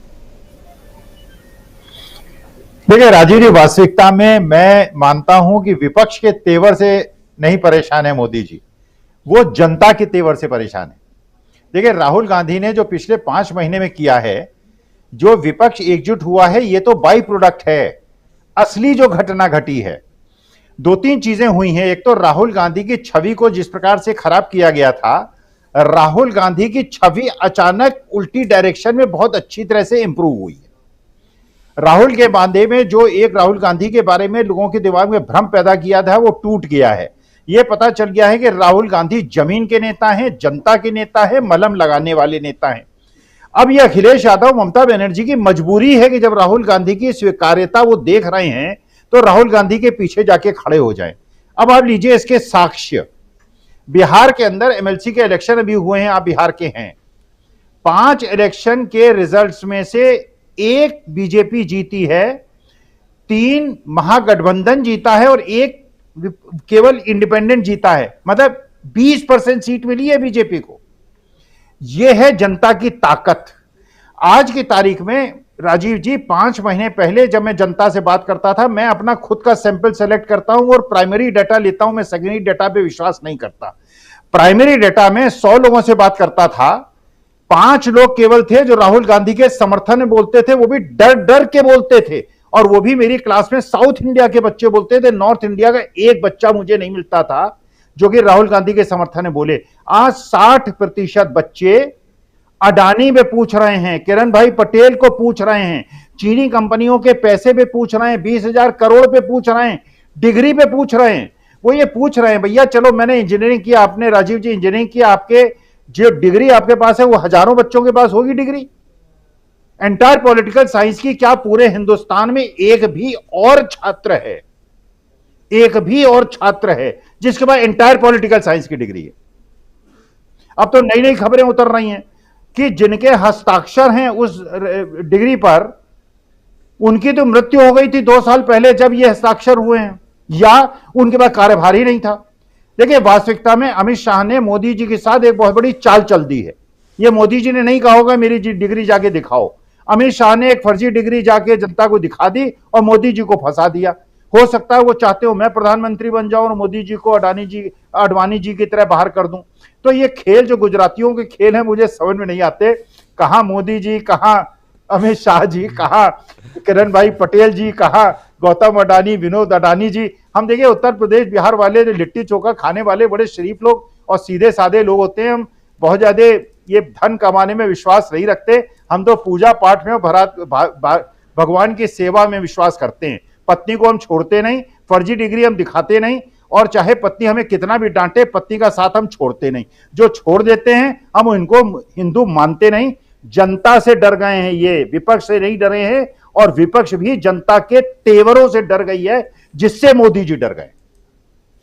जी, बहुत बड़ी बड़ी बातें आप छोटे छोटे शब्दों में कह डालते हैं और बहुत ये गंभीर बातें अभी कर रहे थे। प्रोफेसर अखिल स्वामी जी की बातें हमेशा गंभीर होती हैं और बहुत अंदर तक पहुंचती हैं। किसी को चोट भी लगती होगी तो बहुत तेज़, और किसी को गुदगुदाती भी है तो बहुत अच्छे से। तो बहुत शुक्रिया प्रोफेसर अखिल स्वामी जी। आना चाहता हूं एक बार फिर से प्रेम कुमार जी आपके पास, फिर आऊंगा सुनील शुक्ला जी आपके पास। प्रेम कुमार जी, क्या जरा जो बातें आप रख रहे थे उसको थोड़ा और आगे बढ़ाते हैं और समझने की कोशिश करते हैं कि अब यहां से चलिए, अभी तो मैं पिछले 2 महीने की बात कर रहा हूं, उससे पहले 5 महीने की बात कर रहा हूं, अब चलते थोड़ा आगे बढ़ते हैं, कुछ निकाल के लाते हैं। निकाल के ये लाना चाहता हूं कि जो कर्नाटक का चुनाव है और उसके बाद 5 राज्यों के चुनाव और भी हैं। कर्नाटक के बाद एक गैप है। देखिए, अगले महीने 10 मई को कर्नाटक में चुनाव है और 13 मई को कर्नाटक के चुनाव का रिजल्ट आ जाएगा। लेकिन उसके बाद फिर अक्टूबर नवंबर में चुनाव है, जिसमें छत्तीसगढ़ है, मध्य प्रदेश है, राजस्थान है, तेलंगाना है, मिजोरम है। ये 5 राज्य हैं, महत्वपूर्ण राज्य हैं जहां पर चुनाव है, और इसमें भी हालत उतनी अच्छी नहीं दिखाई दे रही। लेकिन इससे पहले जो कुछ यहाँ धरातल पर, सियासी धरातल पर जो हो रहा है, विपक्षी एकता की बात हो रही है, और इन सब में कई छोटे छोटे मुद्दे भी आ रहे हैं। जैसे अभी प्रधानमंत्री की डिग्री की बात कर रहे थे प्रोफेसर अखिल स्वामी जी, फिर बातें एनसीईआरटी की किताबों की हो रही है, उसमें जिस प्रकार बहुत सारे चैप्टर अलग अलग सब्जेक्ट के हटाए गए हैं, चाहे वो साहित्य का पार्ट हो, चाहे वो इतिहास का पार्ट हो, चाहे वो सोशियोलॉजी का पार्ट हो, चाहे वो पॉलिटिकल साइंस का पार्ट हो, हर जगह से ये कहते हुए हटाया गया है कि बच्चों के ऊपर बोझ बहुत ज़्यादा है। और इस बात को तब समझा गया जब कोरोना काल में बच्चे घर में थे। यानी मुद्दे आ रहे हैं, लेकिन इन सब मुद्दों से इतर एक बहुत बड़ा मुद्दा है, वो आर्थिक मुद्दा, अदानी का मुद्दा। क्या आपको लगता है, इसलिए मैं यहाँ आना चाहता हूँ, अदानी के मुद्दे पे आना चाहता हूँ। प्रेम कुमार जी, क्या आपको लगता है कि ये मुद्दा जिसको राहुल गांधी पिछले 2 महीने से, और अब राहुल गांधी को विपक्षियों का भी साथ मिल गया है, ये मुद्दा अगले 5 चुनावों तक, मैं 2024 के चुनाव पे नहीं जाना चाहता हूं, वहां तक अगर चला गया तो एक जन मुद्दे के रूप में हम कुछ परिवर्तन, कुछ अमूल चूल परिवर्तन सियासी तौर पे देखते हुए पाते हैं, अगर ये जमीन तक पहुंचता है तो ये कितना पहुंचा है? मैं अभी गांव नहीं गया हूं, लेकिन जो खबरें आ रही हैं प्रेम कुमार जी, यही आ रही हैं कि अब लोग अदानी की बात करने लगे हैं। जैसे प्रोफेसर अखिल स्वामी जी कह रहे हैं कि सैंपल जो उठाते थे पहले तो एक आदमी नहीं बोलता था राहुल के पक्ष में, अभी कम से कम कुछ लोग तो बोल रहे हैं राहुल गांधी के पक्ष में। अगर कुछ लोग राहुल गांधी के पक्ष में बोल रहे हैं तो इसका मतलब है कि वो अदानी मुद्दे पर भी बात कर रहे होंगे कि आखिर अदानी का मामला क्या है। एक एक करके आज आखिर इतने करोड़ रुपए, लाखों करोड़ रुपए जो है अदानी के स्वाहा हो गए। जो आदमी नंबर 1 पे था, दुनिया में नंबर 3 पे, नंबर 2 पे था, वो आदमी आज 24वें नंबर पर पहुंच गया। कुछ तो बात रही होगी, और अगर कुछ तो बात है तो फिर अब से आगे कहां देखते हैं? जी राजीव जी, थोड़ी देर पहले अनिरुद्ध जी कह रहे थे ना कि जो पूंजीवाद है अपनी जो कब्र है खुद खोदता है, उसी तरीके से शासक भी जो है उसकी निरंकुशता जो है उसका भी अंत शासक खुद तय कर देता है। तो इसके सिम्टम्स दिखने लगे हैं। सिम्टम्स देखिए, अब मोडस ऑपरेंडी जो है इस सरकार की, जो बिल्कुल अलग तरीके से आई, जिसको चीरने फाड़ने और अंततः जनता तक समझाने का तरीका विपक्ष को नहीं सूझ रहा था और अब तक भी संभवतः नहीं सूझा है, तो वो तरीके खुद ब खुद अब जनता के सामने आने लगे हैं। लोगों को समझ में आ रहा है कि पूरे मीडिया तंत्र पर सत्ताधारी दल ने कब्जा कर रखा है। आप जानते हैं कि टेलीविजन मीडिया को न्यूज देखने वाले जो वर्ग है वो उसकी संख्या 1/3 रह गई है। आप जानते हैं कि हर व्यक्ति ये जान रहा है कि सीबीआई, ईडी जैसी संस्थानें केवल और केवल विपक्ष के नेताओं का ही घर देखती हैं, सत्ताधारी दल के नेताओं की तरफ रुख नहीं करती। वो ये जानते हैं कि भ्रष्टाचार का जो पर बात करना तक मोदी राज में अब मुश्किल हो गया है। सदन में बोलने से राहुल गांधी का भाषण भी बाहर कर दिया जाता है। तो इस तरीके से यहाँ तक कि आप ये वो जानते हैं कि ज्योतिरादित्य सिंधिया और गुलाम नबी आजाद को बड़ा पद मिलने वाला है, इसीलिए बड़ी जिम्मेदारी मिलने वाली है या उनकी कुछ आकांक्षाएं पूरी होने वाली है, इसीलिए उनसे कांग्रेस के खिलाफ और राहुल गांधी के खिलाफ बुलवाया जा रहा है। ये मोडस ऑपरेंडी इनका है। दंगा वाला जो है वो भी लोगों को पता चल गया है कि दंगा वहीं होते हैं जहां चुनाव होना होता है। चुनाव के मामले में ही सारे कुछ जैसे चुनाव आता है तो ये होता है। अब इसको हम रिलेट करते हैं तुरंत कर्नाटक से, और एक बड़ा न्यूट्रल सा हम सी बात कहते हैं। कर्नाटक में जो वातावरण है वो खुल करके कांग्रेस के पक्ष में और बीजेपी के खिलाफ में है, ये दिखता भी है। आप वहां की खबरों को अगर देखें तो अब चुनाव के समय में लगातार कांग्रेस से जुड़ने वाले, बीजेपी को छोड़ने वाले, ये सब घटनाएं घट रही हैं। तो कर्नाटक क्या था? कर्नाटक हिजाब के मामले पर वहां हंगामा हुआ, वहां टीपू सुल्तान के मसले पर हल्ला हंगामा हुआ, वहां सांप्रदायिक दंगे हुए, वो सारी चीजें हुई जो बीजेपी के मोडस ऑपरेंडी में शामिल रहता है। भ्रष्टाचार चरम पर रहा, लेकिन वहां का भ्रष्टाचार सामने आया, जनता ने उसको देखा। अब यहां कर्नाटक से जब हम कंपेयर पूरे देश में करेंगे तो कांग्रेस के खिलाफ में थोड़ी बात आपको जाती हुई नजर आएगी, लेकिन इस बात को समझना जरूरी है कि जो माहौल कर्नाटक में कांग्रेस के लिए है वो माहौल देश में क्या कांग्रेस के लिए है? अगर इसका मेरे ख्याल से ये उत्तर हाँ में नहीं है। तो ये वातावरण बनने में इस जो आप 5 चुनाव की चर्चा कर रहे हैं, उन चुनावों की अहमियत है, उन चुनाव नतीजे की अहमियत है। वो नतीजे उस पूरे देश में वो वातावरण पैदा करेंगे, कर सकते हैं। मैं दावे के साथ नहीं करता क्योंकि और भी फैक्टर सामने आएंगे।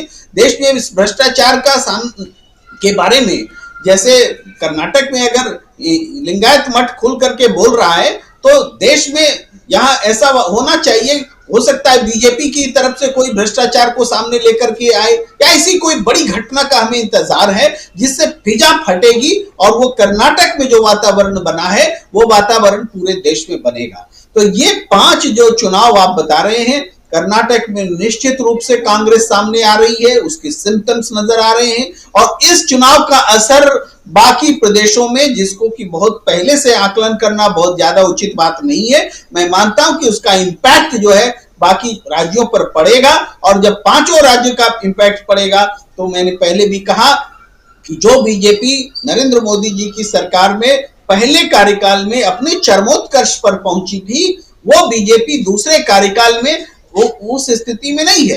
अपने विरोधियों को मजबूत कर रही है, अपने भ्रष्टाचार का पोल खोल रही है, अपनी कार्यशैली उसकी सामने आ रही है। तो इस लिहाज से हम देखें तो एक अवसर, एक फिजा, एक वातावरण जो है इस सरकार के खिलाफ बनता दिख रहा है। ये 5 चुनाव तय करेंगे कि 2024 में क्या होगा, और उसके लिए विपक्ष के लिए एक बड़ा अवसर है। मैं इतना ही कह सकता हूं, अवसर है, ये नहीं कहता कि सब कुछ हो जाएगा, लेकिन शुरुआत हो चुकी है। जी, बिल्कुल बिल्कुल सही कह रहे हैं, एक अवसर है और उस अवसर को अपने पक्ष में लेना ये अच्छे राजनेता का फर्ज होता है, काम होता है। और राजनेता नहीं बल्कि राजनीतिक दलों का, पार्टियों का, वो किस दिशा में जाते हैं, कैसे इसको अपनी तरफ खींचते हैं, लाते हैं, ये देखना होगा। सामने कर्नाटक है, बहुत आराम से लग रहा है कि कर्नाटक में परिस्थितियां बदली हुई हैं। और सबसे बड़ी बात यही, जो कल भी हम लोग चर्चा कर रहे थे, कि कर्नाटक एक ऐसा पहला राज्य है जहां से राहुल गांधी की पदयात्रा गुजरी थी, यानी भारत जोड़ो यात्रा गुजरी थी। एक लंबा वक्त कर्नाटक में राहुल गांधी ने गुजारा था, और उसके कारण उसका क्या प्रतिफल मिलता है ये भी देखना होगा। अगर वो कांग्रेस के पक्ष में जाता है तो फिर दूसरे जो 5 राज्यों के चुनाव, जिसमें से 3 राज्य बहुत इंपॉर्टेंट, जिसमें पिछली बार 2018 में कांग्रेस ने सरकार बनाई थी, जिसमें से अभी 2 राज्यों में कांग्रेस की सरकार है, मेरा कहना है, यानी राजस्थान की बात मैं कर रहा हूं, मैं छत्तीसगढ़ की बात कर रहा हूं, और ज्योतिरादित्य सिंधिया महाशय ने मध्य प्रदेश की सरकार को दे दिया था, अपने भी खुद भी पाला बदले, उस पाले में गए, और उसके बाद में वहाँ की परिस्थितियाँ बदली, और चौथी बार वहाँ पर मध्य प्रदेश में शिवराज सिंह चौहान मुख्यमंत्री बने। तो जो बात यहाँ रख रहे हैं प्रेम कुमार जी, बहुत इंपॉर्टेंट बात कह रहे हैं कि अगर इसके बाद जो 5 राज्यों के चुनाव, तेलंगाना भी है, मिजोरम भी है, तेलंगाना में चूंकि बहुत मजबूती के साथ में केसीआर लड़ रहे हैं, इसलिए उसकी बात नहीं कर रहा हूँ, लेकिन ये 3 राज्य बहुत, और कर्नाटक अगर जीत जाती है, और 4 राज्यों में अगर सोचें कि 4 राज्यों में कांग्रेस की सरकार आ जाती है, कर्नाटक जीत जाती है, और फिर छत्तीसगढ़ रिपीट करती है कांग्रेस, राजस्थान रिपीट करती है कांग्रेस, और मध्य प्रदेश में फिर से कांग्रेस ले आती है, अपनी सरकार बना लेती है, 4 राज्यों में सरकार, तो फिर परिस्थितियां क्या होती हैं? क्रोनोलॉजी को समझने की कोशिश करें। क्रोनोलॉजी वर्ड बहुत आजकल पॉलिटिक्स में ज़्यादा महत्वपूर्ण हिस्सा बन चुका है, उसको समझने की कोशिश करते हैं, और फिर कहाँ क्या होता है, कैसे दिखता है, वो ज़रा समझते हैं। आना चाहता हूँ सुनील शुक्ला जी आपके पास। थोड़ा हवाई हम बात कर रहे हैं, लेकिन बात महत्वपूर्ण है। अगर बीजेपी जीत सकती है तो कांग्रेस क्यों नहीं जीत सकती है? ऐसा तो है नहीं कि कांग्रेस हमेशा हारेगी ही, और अगर विश्लेषण होता है तो बीजेपी जीतेगी, यही विश्लेषण हमेशा करते हैं। जरा कांग्रेस जीतेगी इस पर विश्लेषण करते हैं कि कांग्रेस जीत जाती है। 4 राज्यों के चुनाव, 7 में से 7 नहीं 6 राज्यों के चुनाव में से 4 राज्य में, अभी 1 राज्य का चुनाव है और 5 राज्य और होना है, मतलब 6 में से कांग्रेस 4 राज्य जीत जाती है। फिर क्या परिस्थितियां देखते हैं आप? निश्चित रूप से अभी तो बाकी राज्यों की बात तो किनारे अलग रखिए यार। अगर कर्नाटक में जो राजनीतिक माहौल है और जो दिख रहा है कि वहां पे भारतीय जनता पार्टी सत्ता में वापस आती हुई नहीं दिख रही है, यही पूरे देश का एक राजनीतिक माहौल बदल देगा। यह एक संदेश बहुत लोगों के बीच में जाएगा कि भारतीय जनता पार्टी की लोकप्रियता जो है वो घट रही है, उससे लोग असंतुष्ट हैं।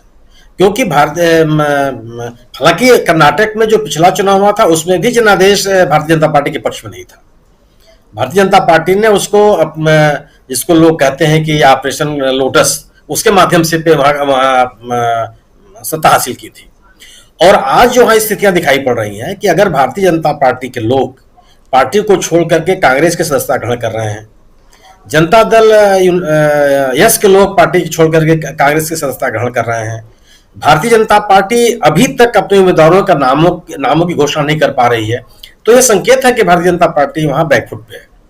और जिस तरीके के तौर तरीके सवाल भ्रष्टाचार का आरोप केवल पैसे का लेन देन नहीं है। वो भ्रष्टाचार का आरोप इसलिए महत्वपूर्ण है कि जो वहां पे इंफ्रास्ट्रक्चर डेवलपमेंट के कार्यक्रम लागू किए जा रहे थे, योजनाएं लागू की जा रही थी, उनका क्रियान्वयन ठीक से नहीं हुआ।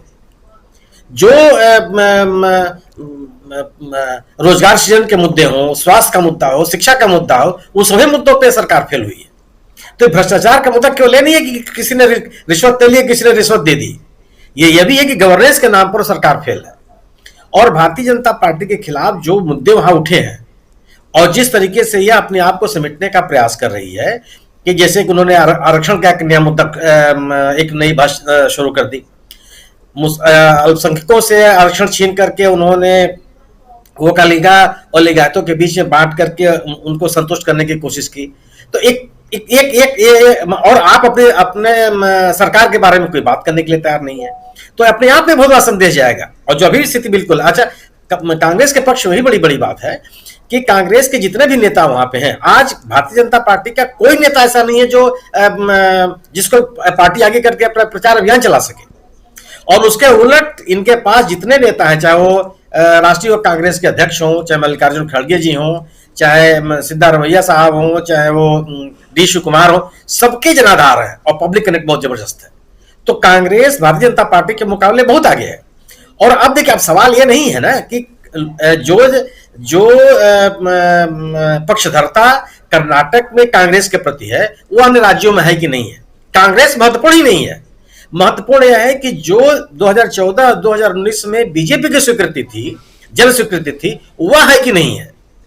हर राज्य में, अगर हर राज्य में भारतीय जनता पार्टी को चुनौती देने के लिए लोग हैं और जो भारतीय जनता पार्टी की जन स्वीकृति घट रही है, यह सबसे महत्वपूर्ण बात है। और यह इनके लिए चिंता का विषय है कि कोई ऐसा राज्य, जब जिस तरीके से अगर विपक्षी दल विभिन्न राज्यों में एक साथ आ रहे हैं, बिहार में क्यों घबराई हुई है? तो 9 राज्यों का एक संगठन है जो मजबूती के साथ खड़ा है और आपको बढ़ने के लिए रास्ता नहीं मिल रहा है। अभी प्रोफेसर अखिल स्वामी ने अभी विधान परिषद के चुनाव के हालचाल बताई, जबकि वहां एक छोटा सा समूह मतदान करता है एमएलसीज में, तब ये हालत है आपकी। वही स्थिति महाराष्ट्र में है। महाराष्ट्र में जो महाविकास आघाड़ी है उसमें आप सेध लगा नहीं पा रहे हैं। ममता जी भी स्थिति अब भारतीय जनता पार्टी के खिलाफ बयान देने लगी हैं। और यह बयान देना कि जीएसटी के मामले पे सरकार का समर्थन एक बहुत बड़ी चूक थी, बहुत बड़ी गलती थी। ये इस बात में बड़ा राजनीतिक संदेश छिपा हुआ है। और आम आदमी पार्टी जिस तरीके से हमलावर है, तो एक ऐसा माहौल पूरे देश में बन गया कि कोई भी ऐसा राज्य नहीं है जिस राज्य में भारतीय जनता पार्टी के खिलाफ विपक्ष मिलकर के चुनौती न खड़ा कर रहा हो। और जब इनके जो विपक्षियों की एकजुटता है वह, और भारतीय जनता पार्टी की गिरती हुई विश्वसनीयता, गिरता हुआ जनाधार, गिरता हुआ जनविश्वास, जो विपक्ष के द्वारा जो उठाए गए मुद्दे हैं उनके ऊपर आपकी चुप्पी, ये तमाम ऐसे कारण हैं जिससे यह सरकार के समक्ष बड़ी चुनौतियां हैं। और बिल्कुल मेरा अपना मानना है कि कांग्रेस आज के समय में स्थिति है कि भारतीय जनता पार्टी की विश्वसनीयता कितनी कम हुई है। भारतीय जनता पार्टी को लोगों ने कितना संदेश देखना शुरू कर दिया है। आज आप कह रहे हैं 2014 में, 2019 में विरोध की बात छोड़ दीजिए। प्रोफेसर अखिल स्वामी कह रहे थे कि लोग विरोध नहीं बोलते थे, विरोध में कोई बोल नहीं सकता था। लोग एक नए भारत के निर्माण का सपना देख रहे थे। लोग ये देखने के लिए निकले थे कि जो कमियां रह गई थी वो सब दुरुस्त हो जाएंगी, और पूरा का पूरा देश उनके साथ खड़ा था। 2019 में एक राष्ट्रीय सुरक्षा का सवाल पैदा कर दिया, हो गया, लोगों आपने कर दिया, उसके नाम पर लोग चले आए। लेकिन ये स्थिति अब ये नहीं रह गई ना। आप 9 साल तक शासन में रहने के बाद अगर आप अभी भी विपक्षी भाषा बोलते हैं और विपक्ष के ऊपर आप हमलावर हैं, अपनी बात बताने के बजाय, गोया कि आप कहीं ना कहीं कमजोर विकेट पे खड़े हैं, आपके पास कहने के लिए कुछ नहीं है। विपक्ष को खारिज करके, उनकी आलोचना करके सरकार नहीं बच सकती है। सरकार को अपनी उपलब्धियां बतानी होती हैं। सरकार को उन चीज वो बताने होते हैं कि उसने ये किया और सरकार, देश ने ये उपलब्धियां हासिल कर ली। सरकार का काम विपक्ष, अगर आपका आरोप ये सही है कि कांग्रेस ने भ्रष्टाचार किया है, तो आप 10 साल में किस भ्रष्टाचारी को आपने पकड़ के जेल भेज दिया? अपनी कार्रवाई आप बताइए। विपक्ष की भाषा बोलने का मतलब है कि आप अब खुद में आप वह बताने की स्थिति में नहीं है कि जिससे जनता आपके प्रति में वह आकर्षण पैदा हो सके जो पिछले समय में आपके साथ था, क्योंकि लोगों को आपने निराश किया। बेरोजगारी का मुद्दा हो, महंगाई का मुद्दा हो, युवाओं का विषय हो, किसानों का मुद्दा, कोई ऐसा फ्रंट नहीं है जिसमें आप दमदारी के साथ आप करें। आप कहते हैं कि साहब हमने आयुष्मान भारत कार्यक्रम लिया, किया है। आयुष्मान भारत की कड़े तो खुल गई कोरोना के पीरियड में। जब अस्पताल ही नहीं थे तो आयुष्मान भारत कहां चले, कार्ड कहां चलेगा? अस्पताल में दवाई ही नहीं थी तो कार्ड लेके करेंगे क्या यार? जब आपके पास स्वास्थ्य के आधारभूत ढांचा हो गए तब तो आपकी कोई भी योजना सफल हो पाएगी। कहने के लिए आप भले कुछ भी कह लें, लेकिन कोई ऐसा मोर्चा नहीं है, चाहे आर्थिक जगत हो। इसलिए अडानी का मुद्दा क्यों है? अडानी का मुद्दा केवल थोड़ा कि किसी औद्योगिक घराने के कामकाज का इशू है, सामान्य निवेशक के आर्थिक हितों का सवाल है। जो आप दावा करते रहे थे कि हम सेल कंपनियां नहीं चलने देंगे, उस दावे की सत्यता का सवाल है। आप कहते थे कि बेनामी संपत्तियां हम नहीं बनने देंगे, इस आपके दावे के सत्यापन का सवाल है। इसलिए विषय बहुत महत्वपूर्ण हो गया। और अगर आप इस पर जवाब नहीं देंगे, गोया कि आपके पास कहने के लिए कुछ नहीं है और आप दिन प्रतिदिन सरकार की विश्वसनीयता लोगों के बीच में कम होती चली जाएगी। जी बिल्कुल, बहुत सारी बातें हैं, लेकिन एक बात और, विपक्ष की हम बात कर रहे हैं। जरा जल्दी जल्दी हमारे दोनों साथी अमलेंदु उपाध्याय जी पहले आपके पास, और एक एक मिनट आप दोनों अपनी बात रखिए एक एक मिनट में। विपक्ष के पास तो लगभग 20 दल हैं, लेकिन अगर इधर देखा जाए तो मोदी जी के पास कितने दल हैं, और उसमें भी जो मदद कर सकते हैं, वैसे अगर देखा जाए तो एक नवीन पटनायक जी दिखाई देते हैं। मैं राज्य की बात कर रहा हूँ, यानी उड़ीसा से एक जगन मोहन रेड्डी साहब दिखाई देते हैं। केसीआर को अभी उस खेमे में नहीं रखते, इसलिए नहीं रखते हैं क्योंकि केसीआर की खुद फंसे हुए हैं, उनके ऊपर, उनकी बेटी के ऊपर जो है चाबुक कभी ईडी का चलाया जा रहा है, तो थोड़ा वो कब तक टूटते हैं उनको रहने दिया जाए। लेकिन तीसरा एक और नाम जो है वो ममता बनर्जी जी भी हैं, और साथ में एक बहुत बड़ा नाम है, छोटा है, देखन में छोटन लगे घाव करे गंभीर, ये कांग्रेस को समझ लेना चाहिए। वो छोटा राज्य दिल्ली है और उस राज्य के मुख्यमंत्री, लेकिन वही सबसे ज़्यादा परेशान किए हुए अगर कांग्रेस को देखा जाए तो। दिल्ली की सत्ता हिलाकर रख दी, उसके बाद गोवा, याद कीजिए, गोवा में कांग्रेस आ रही थी, लेकिन पहुंचते हैं केजरीवाल जी, वहाँ सरकार नहीं बनने देते हैं। पहुंचते हैं केजरीवाल जी वहाँ गुजरात में, वहाँ क्या हालत होती है कांग्रेस की, वो भी हम लोगों ने देख ली। तो ये जो 4 लोग हैं, जिसमें अरविंद केजरीवाल हैं, ममता बनर्जी हैं, जी प्रोफेसर अखिल स्वामी जी एक नाम और जोड़ रहे हैं। मैं कह रहा था ओवैसी भाईजान भी हैं। हाँ, ओवैसी भाईजान भी, बिल्कुल बिल्कुल बिल्कुल। लेकिन मैं चूंकि ओवैसी भाईजान का नाम इसलिए नहीं कर रहा हूँ कि ये जो लोग हैं ये मुख्यमंत्री हैं, मैं मुख्यमंत्रियों का नाम ले रहा हूँ, जिसमें नवीन पटनायक हैं उड़ीसा से, जो बिल्कुल खुल के बात करें ना करें, लेकिन जहां जरूरत पड़ती है वॉकआउट कर जाते हैं। साहब, सदन से हम बाहर निकल गए, बस आपका काम हो गया। ममता बनर्जी जी, ममता दीदी हैं ही, अरविंद केजरीवाल साहब हैं ही। हालांकि ऐसे अगर नाम जोड़ा जाए तो मायावती जी हैं, अखिलेश यादव जी हैं, ओवैसी साहब हैं ही, ऐसे कुछ लोग, कुछ नाम और, मैं इन तीनों को किनारे रख रहा हूं। अब ऐसे में क्या ये इतने मददगार साबित हो सकते हैं अमलेंदु जी, जब हवा का रुख बदलेगा, या जो बदलता हुआ दिखाई दे रहा है, जिसकी बात आप ही कह रहे थे, जिसके बाद में आया था, आपके बाद आया था प्रोफेसर अखिल स्वामी जी के पास में। ये जो 4 मंत्री हैं, मुख्यमंत्री, ये हवा का रुख बदलते हुए दिखाई दे रहे हैं पक्ष में, मोदी जी के पक्ष में। और अगर नहीं दिखाई दे रहे हैं तो क्या यही हताशा है, जहां कह रहे हैं बार बार कि मोदी तेरी कब्र खुदेगी, ये विपक्षी लोग कह रहे हैं, ये माना जाए? जिन 4 मुख्यमंत्रियों के नाम लिए, ये पर्दे के पीछे से और सदन से वॉकआउट करके तो मोदी जी की मदद कर सकते हैं, लेकिन ये चारों भी खुलकर के मोदी जी के साथ आने की स्थिति में आज की तारीख में तो कम से कम नहीं। तो ये परिस्थितियां, ना नौमन तेल होगा ना राधा नाचेगी, जो कहावत है वो यही है कि ये चारों इस स्थिति में होंगे भी नहीं, भारतीय जनता पार्टी भी इस स्थिति में नहीं आ पाएगी कि इनके वॉकआउट से सरकार बन पाए। क्योंकि अगर जनता ने तय कर लिया भारतीय जनता पार्टी को हटाना है, तो मुझे लगता है ऐसी परिस्थितियां बनेंगी। जनता ये तय कर लेगी तो ये चारों भी जो इस स्थिति में नहीं होंगे। अगर नवीन पटनायक को वहां जनादेश मिल रहा है राजीव जी उड़ीसा में, तो भारतीय जनता पार्टी के खिलाफ ही मिल रहा है। वहां जनादेश भारतीय जनता पार्टी की मदद करने के लिए नहीं मिल रहा है। केजरीवाल जी को अगर दिल्ली में जनादेश मिल रहा है तो वो मोदी जी के खिलाफ मिल रहा है, मोदी जी की मदद करने के लिए नहीं मिल रहा है। तो इसलिए ये लोग भी जो है वो पीछे से मदद तो कर सकते हैं, कांग्रेस को तो नुकसान पहुंचा सकते हैं, लेकिन खुलकर के मोदी जी के साथ जाने की स्थिति में ये नहीं होंगे।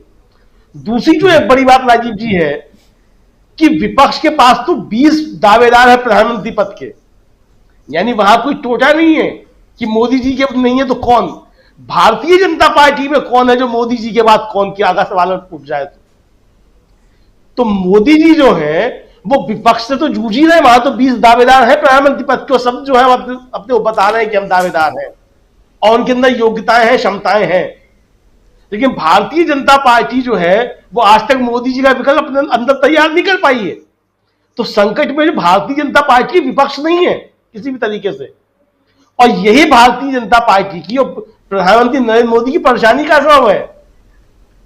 प्रधानमंत्री की जो परेशानी है वो यही है कि प्रधानमंत्री घिरे हुए हैं विपक्ष के इन तमाम लोगों से, यानी विपक्ष के जिन लोगों से उनको उम्मीद भी है कि मदद करेंगे तो वो भी मदद करने की खुलकर स्थिति में नहीं है कि सामने आकर के प्रधानमंत्री मदद कर सके।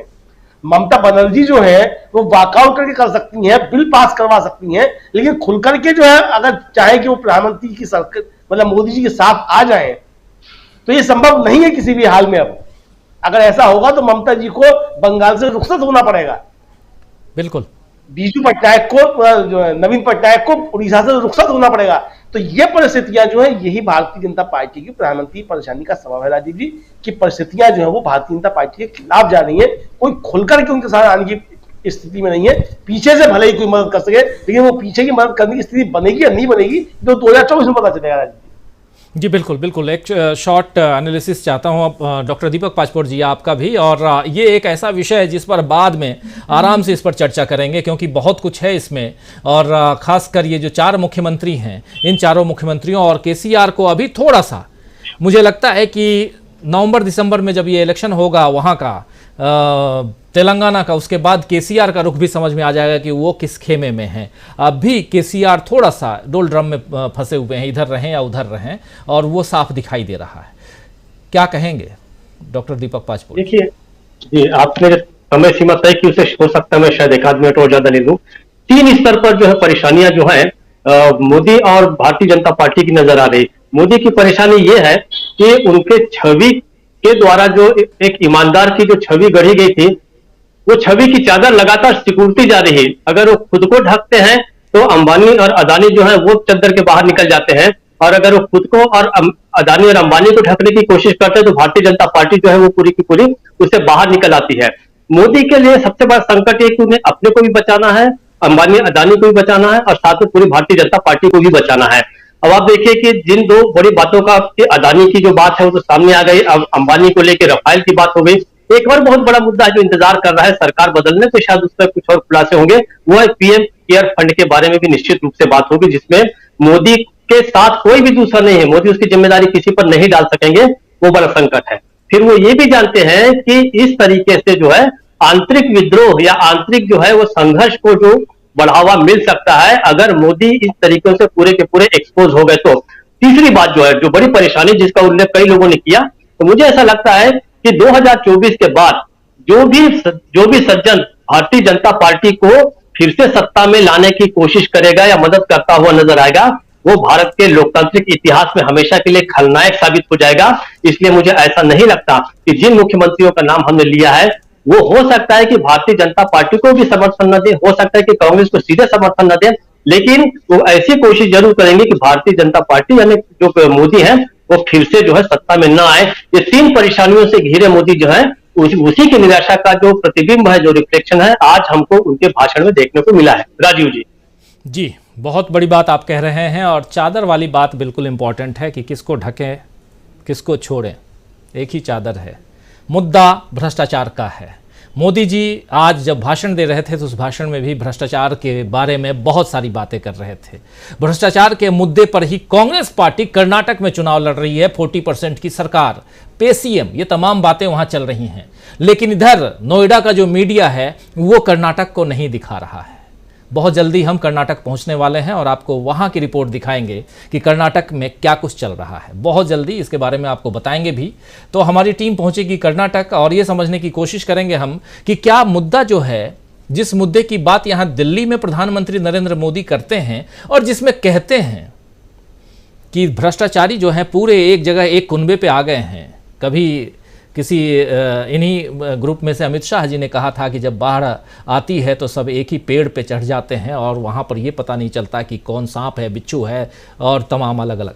तो क्या, और यही उदाहरण भ्रष्टाचारियों के लिए दिया जा रहा है। भ्रष्टाचार के नाम पर 2014 का चुनाव आप जीत कर आए, लेकिन 2024 का चुनाव क्या, यही मुद्दा आपके लिए मुश्किल वाला होगा। बड़ा सवाल, उसका जवाब कर्नाटक चुनाव के रिजल्ट वाले दिन आप सबके सामने होगा और वहीं से शायद भ्रष्टाचार का मुद्दा विपक्ष पिक करेगा, उठाएगा। ये